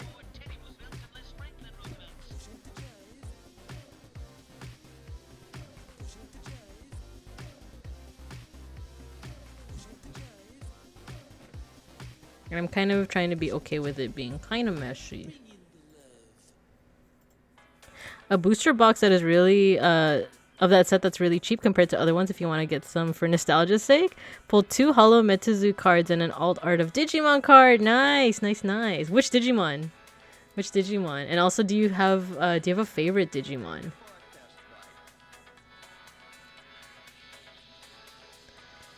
Because also I asked that question, but I also don't have I don't really have too much of a response myself. Like, favorite Digimon, I want to say, I feel like as a kid it was Gabumon.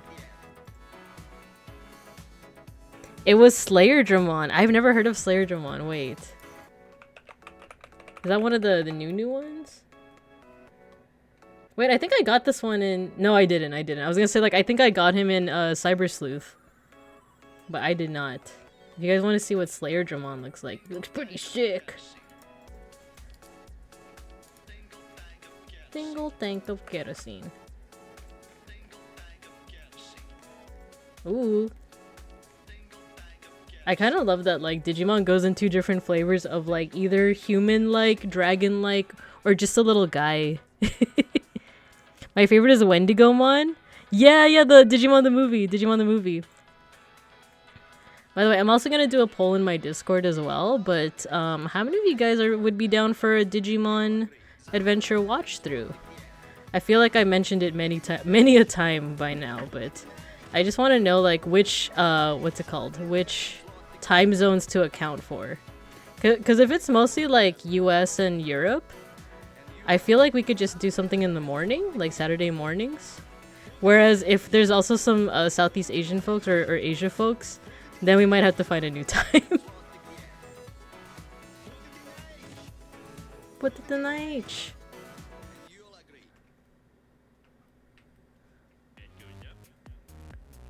Slayerdramon is pretty old. Ah, okay.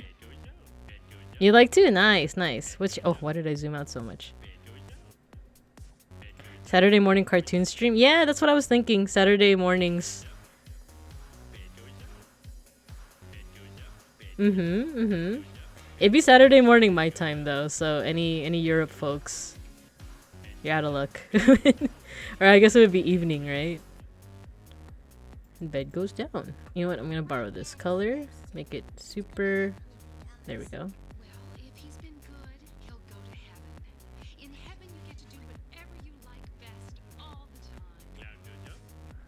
Cloud goes down.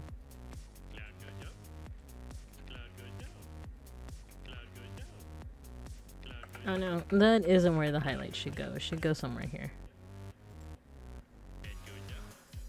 Bed goes down.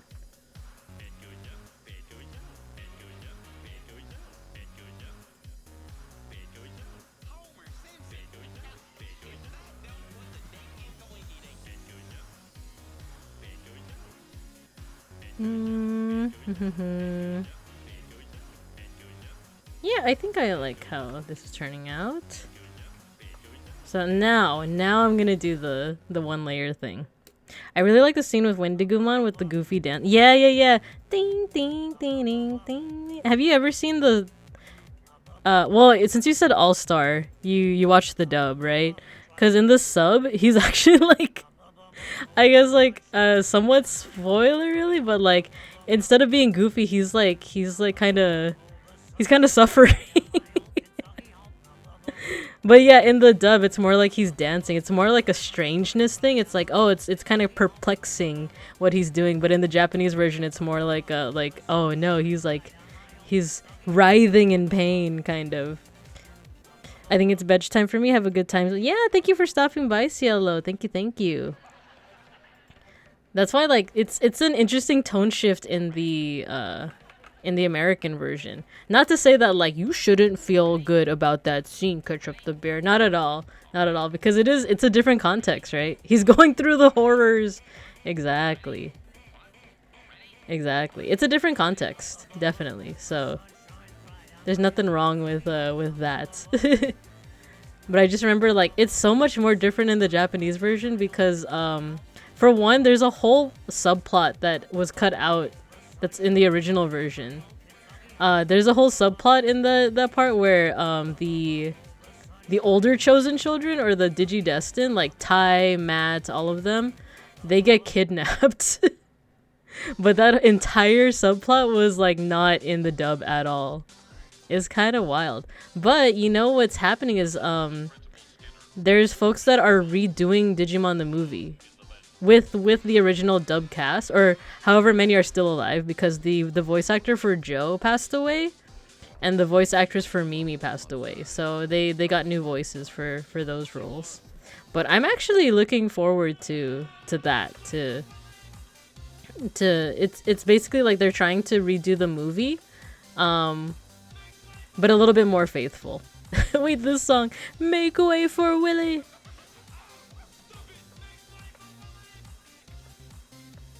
Make way. I said make way for Willie.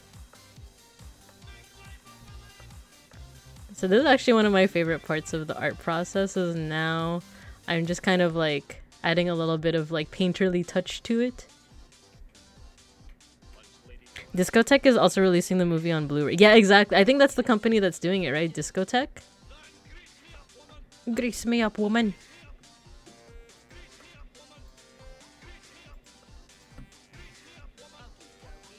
Okay, dokie.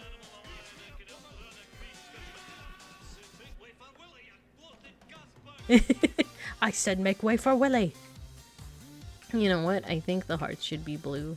Little spots.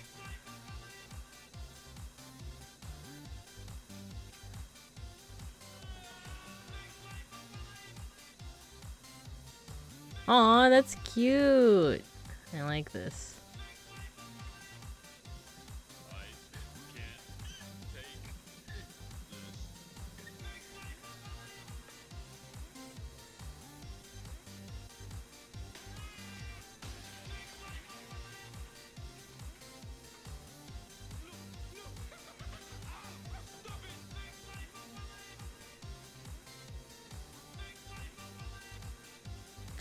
They recently released a redub of those movies. I didn't hear that a remake of the movie was come out though. Oh yeah, it's not a remake of the movie. It's more of a remake of the dub, you know? I thought they were dubbing the first 3 separate films. Yeah, exactly. If I said anything different, it's cuz I was like also kind of zeroed in on the arts. But yeah, exactly. So they did it. They're not remaking the movie like with new animation. Oh yeah, big stretch. Let's do big stretch. It was the worst of times. Oh, that felt good actually. Let me get some highlight colors in here as well.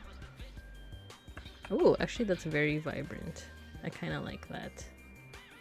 It kind of adds like a little bit of like a almost like a crayon effect.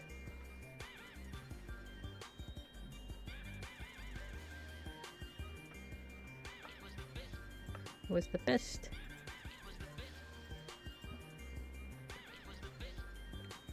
Discotheque is very specifically releasing the movie exactly as it was originally released here. Ah. I need to buckle down and rewatch Digimon Ghost Game. Ghost Game, I was kind of like, it was kind of meh for me. I think I also talked about this on Akashi's stream too, that like, for those who don't know, the Digimon anime did eventually like continue on. And I think, is Ghost Game the latest? I was pretty excited for it, as much as I was also excited for like the 2020 remake of, so that's another thing, is that they remade the original Adventure series in 2020. And I had high hopes for it, but unfortunately, like, I personally just didn't like the remake that much. It didn't quite have the same heart and soul, in my opinion, as the original. And then for Ghost Game, I think it's a bit of a toss-up, honestly, because I just found it way too episodic. Like, I feel like they tried to set up that there would be like an overarching like story, and then they just never did. Like, but to be fair, I kind of dropped the series after a while, so I don't know if they did in the end. I could be completely wrong and they like completely picked it back up. But from what I saw, it was just like, what happened? Like, but I don't know, it could be there. Is the Young Hunters worth it? Young Hunters, I watched some of the continuation OVA where they're in high school or whatever. Oh, for Digimon Adventure, Try. I watched all of that. So I watched Try, I watched Last Evolution Kizuna. The only one that I didn't watch is the latest one, with the 02 kids. That one is also like a bit of a hit or miss, because I feel like they could have done so much with it, but for some reason it just felt like there were a lot of things that were just kind of like botched about it. Like, it's kind of like Ghost Game, where I feel like they were setting up a whole bunch of cool things and then just never followed through. But you know, that's just like my opinion, man. No, money down. Because it was cool to come back to like those characters again. I remember as a kid, I was so, well, not even as a kid, as like a 20-something as well. Because the deal with me and Adventure is that it's my comfort series. Like, I keep coming back to it. Like, every 5 years or so, 5 or 10 years, I will come back and like re-marathon the whole series, which is why I want to do a watch along with you guys. So I watched it originally as a kid, I watched it again as a teenager, and then I watched it again as a 20-something, and I want to watch it again. And I would always like, I remember one time I dreamed that there was gonna be like a continuation, and I like freaked out because it was like, oh, yay, like we get to come back to, you know, like the original characters. And then when Try finally happened, I was super excited. But like I said, there's a lot of parts where they just kind of like flubbed it. Like there's a lot of places that they could have explored, and I think part of that is that the introduction of a new character, which I'm sure a lot of people like her, but for me it's like, why are you introducing a new character? Like, when it's like the story of these kids but grown up, you know? I think I did appreciate that it existed though, because it is this this idea of like, oh, my favorite characters have aged with me, you know?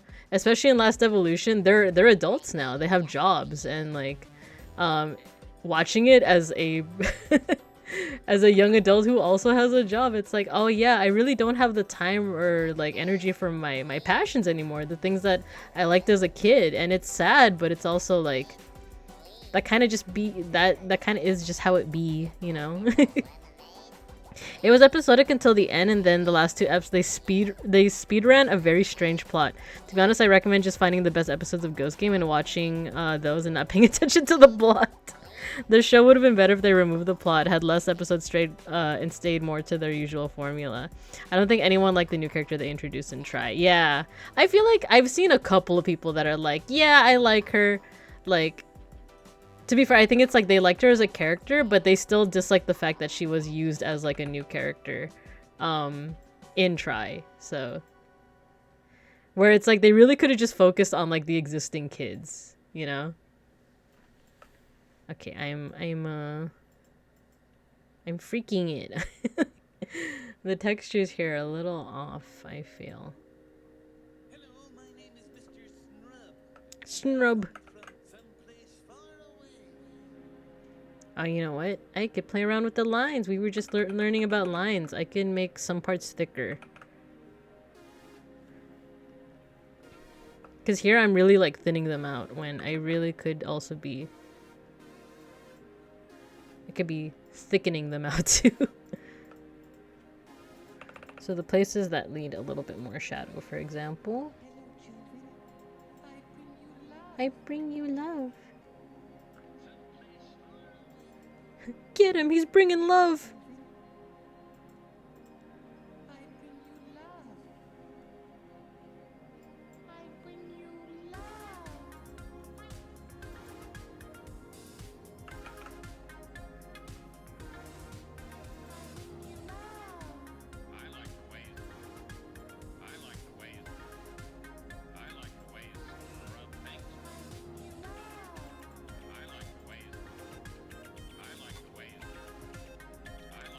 Oh yeah, I want to look into what Ketchup said. Young Hunters?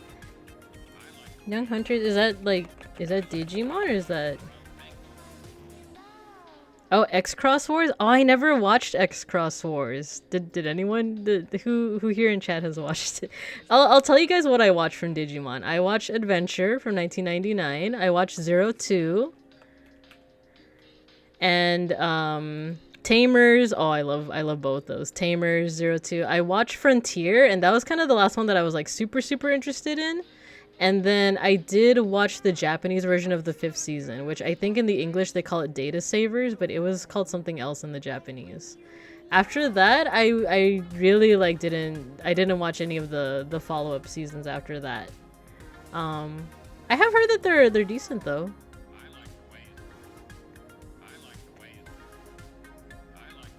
I don't know why new Digimon Adventure stuff keeps insisting on adding new one-off characters instead of focusing on the large cast where I already care about and want to see. Yeah, because don't they do that for the 02 movie too? They also add another character. And I think it's because, I forgot who said this, but it's because, like, spoiler alert for Digimon Try. If any of you plan on watching it, come back and like, or mute me for like a minute. Ready? In 3, 2, 1... There's a new character in Try. Her name is Meiko, and then the whole thing is that at the climax of the plot, her Digimon dies.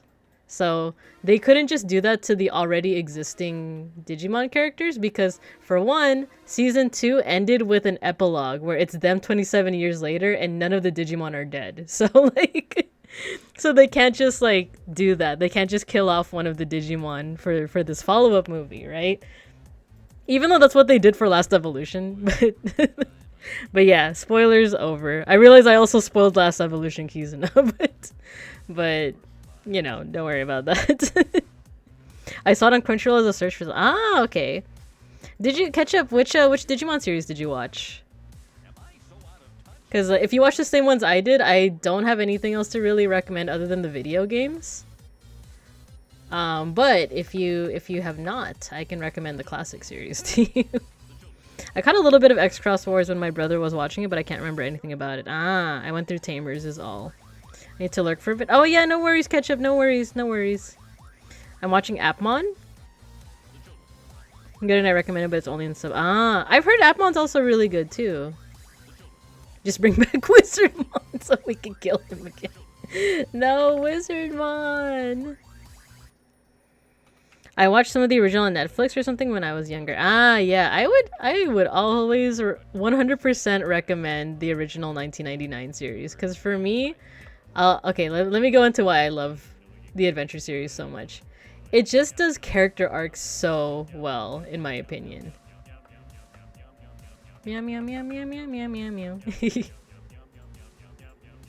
It does character arcs so well because you see the character developments of these kids, and they use the Digimon. They use the Digimon partners as like kind of like the vehicle for that.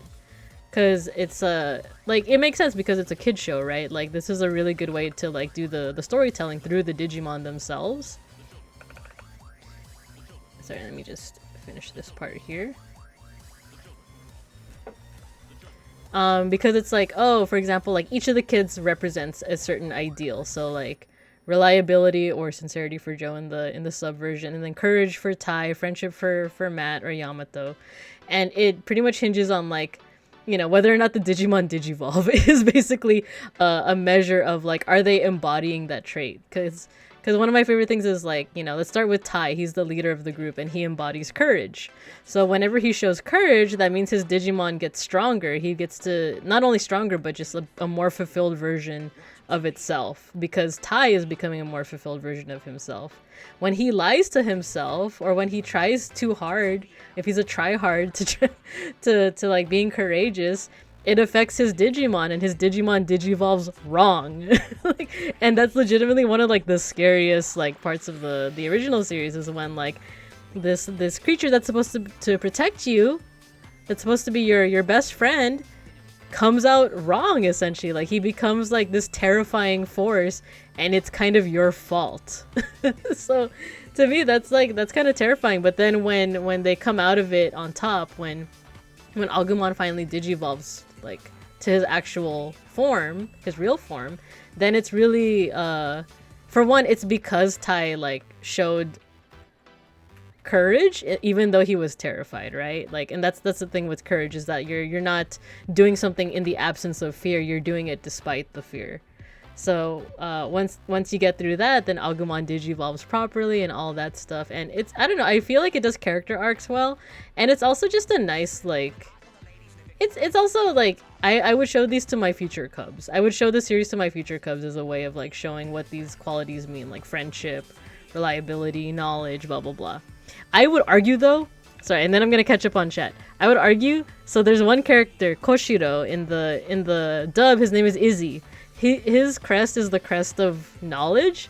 I feel like it would have been more fitting if it was curiosity. Because like there was a whole episode where it was like he gave up his curiosity and he became like, you know, like a shadow of himself, and like because of it his Digimon like became weak and sad and pitiful. And the thing is, I think that's also I guess my thing with like knowledge versus curiosity is that like anyone can get knowledge really, but I think what Izzy showed is that like the willingness to continue pursuing knowledge. Does that make sense? Like, because like I don't know, it's just kind of weird for me. Like it's almost like, oh, this guy's really smart. Like I feel like that's not really a quality that you should necessarily like try to like. Yeah, you of course you want your loved ones to be smart, but I think it's more so like the fact that you're willing to seek out the knowledge rather than being knowledgeable. I don't know. Let me know if that makes sense. So beeplebees, Young Hunters was the 3rd season of Fusion that never released in English, but it ends with an insane... Oh, that's the one! I saw the clip of that. I've seen the 1999 movie and the one with the Wendigo. Yeah. And the one with Renamon. Yeah, Renamon is Tamers. Tamers is really good. It's made by the guy that did Serial Experiments Lane, so it's dark. Like, that series was dark.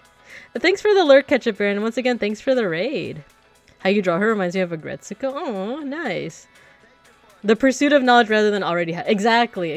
I think that's my issue with, like, I don't think we should, like, if you're to try and instill a lesson in kids, it's not necessarily that you should already have knowledge, is that you should be like more I guess into, not should, how do I want to say that? Exactly what you said, basically, by night, of encouraging the pursuit of it rather than just being a know-it-all.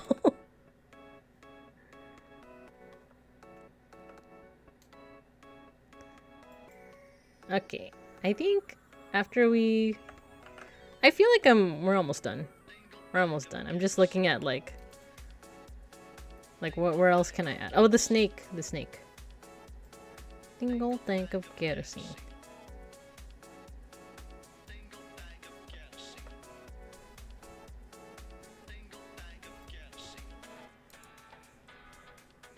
Unfortunately, the person who made... Oh, I know exactly what you're talking about. So yes, the person that made... Let's talk about Tamers. So Tamers was the 3rd season of Digimon, and as opposed to 02, it wasn't a direct continuation. In fact, Tamers treats the first 2 seasons like it's a TV show. Or like, it's almost as if like, oh, they're in our world, because to them, like, Digimon is a TV show. Just like for us, right? It was written by, I think, Chiaki Konaka. And before this, I think it was before. I actually don't remember if it's before or after. He wrote a series called Serial Experiments Lane, which is infamous and like way ahead of its time because it goes into stuff like identity in the internet. And this was back when the internet was like in its infancy, kind of. So he had a lot of like really, really interesting ideas for the time because it's like, yeah, like if you are living your life through an avatar, I mean, it's really something that I'm saying this as a Sunbear PNGTuber. Oh, Lane was before. Okay, yeah. But it like legitimately brought up some really cool like ideas of like, yeah, if you're like kind of communicating, you're meeting other people through this avatar, like are they really meeting the real you? Like what is the real you? It's like the whole like Theseus ship type conversation, right? And this was, like I said, this was like in the infancy of the internet. So good stuff. And then like you get that same kind of with Tamers, you get this like kind of foreboding sense, right? That like it's not it's not like I don't know how to say, it's not like gory or horrific. It is kind of horrific, but it's just darker. Like there are things that you think are gonna work out and they don't work out. Like one like without spoiling anything, like a major character, I guess, yeah, I just said without spoiling anything, but yeah, it's like you're gonna expect a happy ending because it's Digimon, but like not every episode is gonna have that happy ending, basically. In fact, there's like some darkness in it too, and then a lot of the characters have trauma. The thing is, that's not completely you know, out of the question, because like if that's another thing with Digimon Adventure, the first season, is that the characters had trauma. Like the show talks about divorce. The show talks about like being being adopted. It goes into some pretty like deep things that, you know, I think what I liked about the dub 2 is that it respected that there are kids that might be going through this, so they didn't censor that. They censored other things, but they didn't censor the fact that, like, you know, Matt and TK are children of a divorce. They didn't censor the fact that, like, oh, sorry, I'm like spoiling things, but I'm spoiling things for like a 20-year, like a very, very old show, but like that Koshiro is like an adopted child, you know, like they didn't spoil the guns. Yeah, that's right. They didn't spoil the guns. Or not spoil, they didn't censor it. So like, I don't know, I think it respected the fact that like these are things that kids actually do go through. But with Tamers, it just went so much darker. But it did go into like, you know, the source of the trauma is still stuff that like kids can go through. Like I think one of the main things is that one of the characters gets manipulated, and it's because she is like grieving and like going through like a trauma, and she's vulnerable. And I think the trauma has some, I think it's like her, sorry, spoilers for Tamers, her mom passed away, right? I think that was like one of the things with that character. But instead of being like depressed, she tries to cover it up by being like overly happy. So it also goes through like the different ways that children kind of like cope with those things. So I think it's almost going to be 10 o'clock. I should call it soon, but let's catch up on chat. I can't help but think of Summer Wars now. There's literally everyone handles all aspects of their life through an AR MMO. Exactly. You know how, what is it? That director just made the same movie 3 times, but they're all bangers. Actually, the Digimon movie was sort of a demo for the concept that was Summer Wars. Ah, okay, okay. The guy who did the story of Digimon the movie legit couldn't let the exactly the Super Mega Man X. Yes, he made the same because he made Digimon the movie, our war game, which is about the Digimon going into the internet, and then he made Summer Wars, and then he made Bell, right? Which I never watched Bell, but from what I heard, it's essentially like a very similar concept. The guy who did our war game, yeah, our war game, yeah.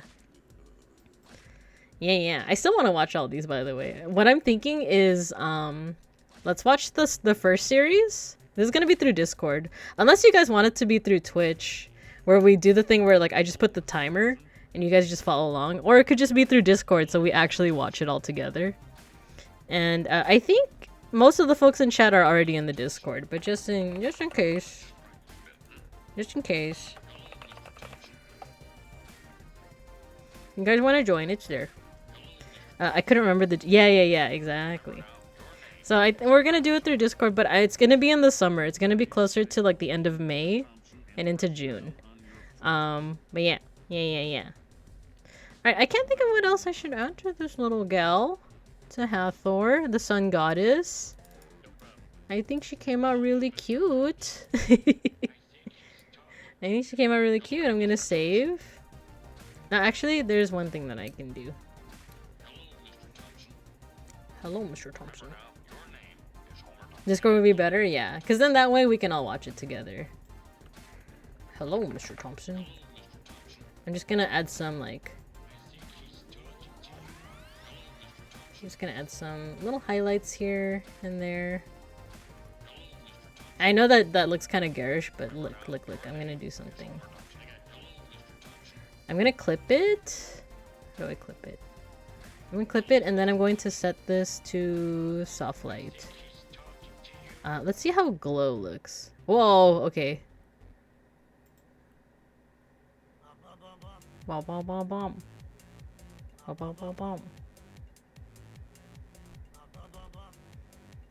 Yeah, there we go. She's got some glowy parts now. She's got some glowy parts. Bomb. My own Kentucky home.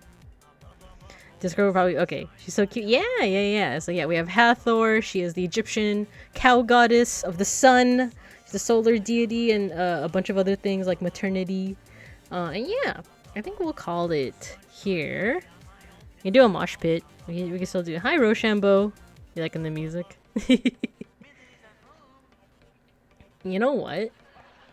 Let's do a mosh pit. If you guys aren't familiar, I feel like everyone here is mostly familiar, but you just how do I mosh? Just get an emote? Kind of like what you just did. Get an emote and just spam it. Oh no, fight height. How do I mosh Shambo? Okay, let me exit out of Clip Studio. Boom. And just open a window. I'm gonna put on some music. I think I'm gonna do the link that that Owen put. Delightfully devilish, Seymour.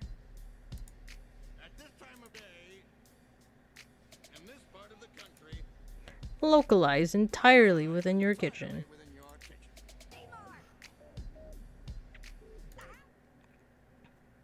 Man, let me listen to this. Yeah, I think this is good. We're gonna mosh to this. Owen was the one who put this in the Discord. Let me make sure I'm sharing it. And whenever you start hearing the music, just go ahead and mosh. Alright, here's the 411, folks. Say some gangsta is Dissing your fly girl. Just give him one of these. I know it's not really moshing music, but go for it. And getting get moshed. Meanwhile, I'm gonna look for someone to raid into. Hugs, you caught us right. Yeah, you're here for the mosh. Good job.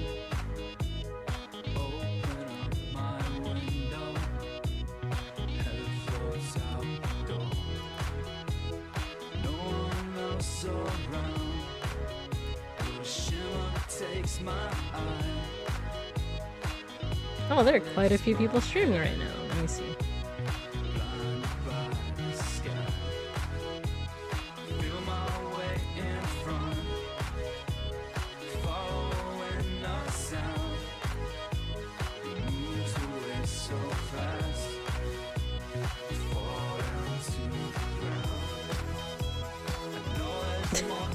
God.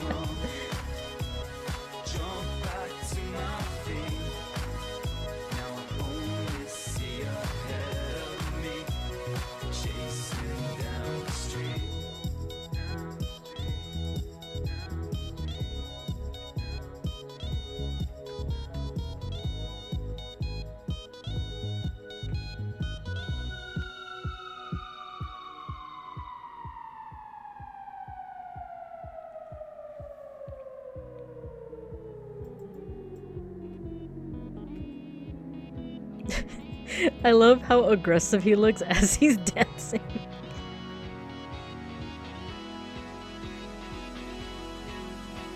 Oh, who won the oh, Ketchup! Ketchup got the mosh pit. Nice, nice, nice. Alright, I know who we're gonna raid into.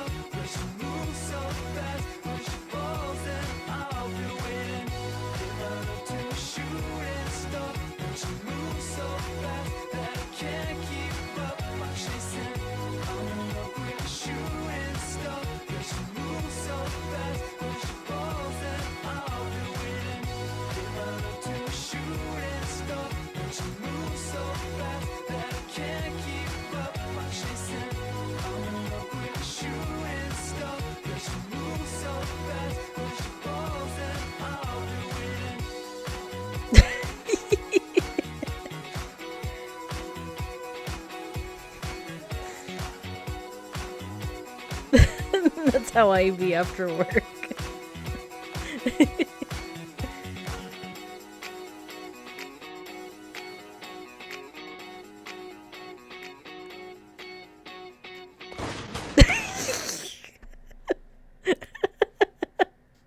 Oh my god, what the frick is this? Okay.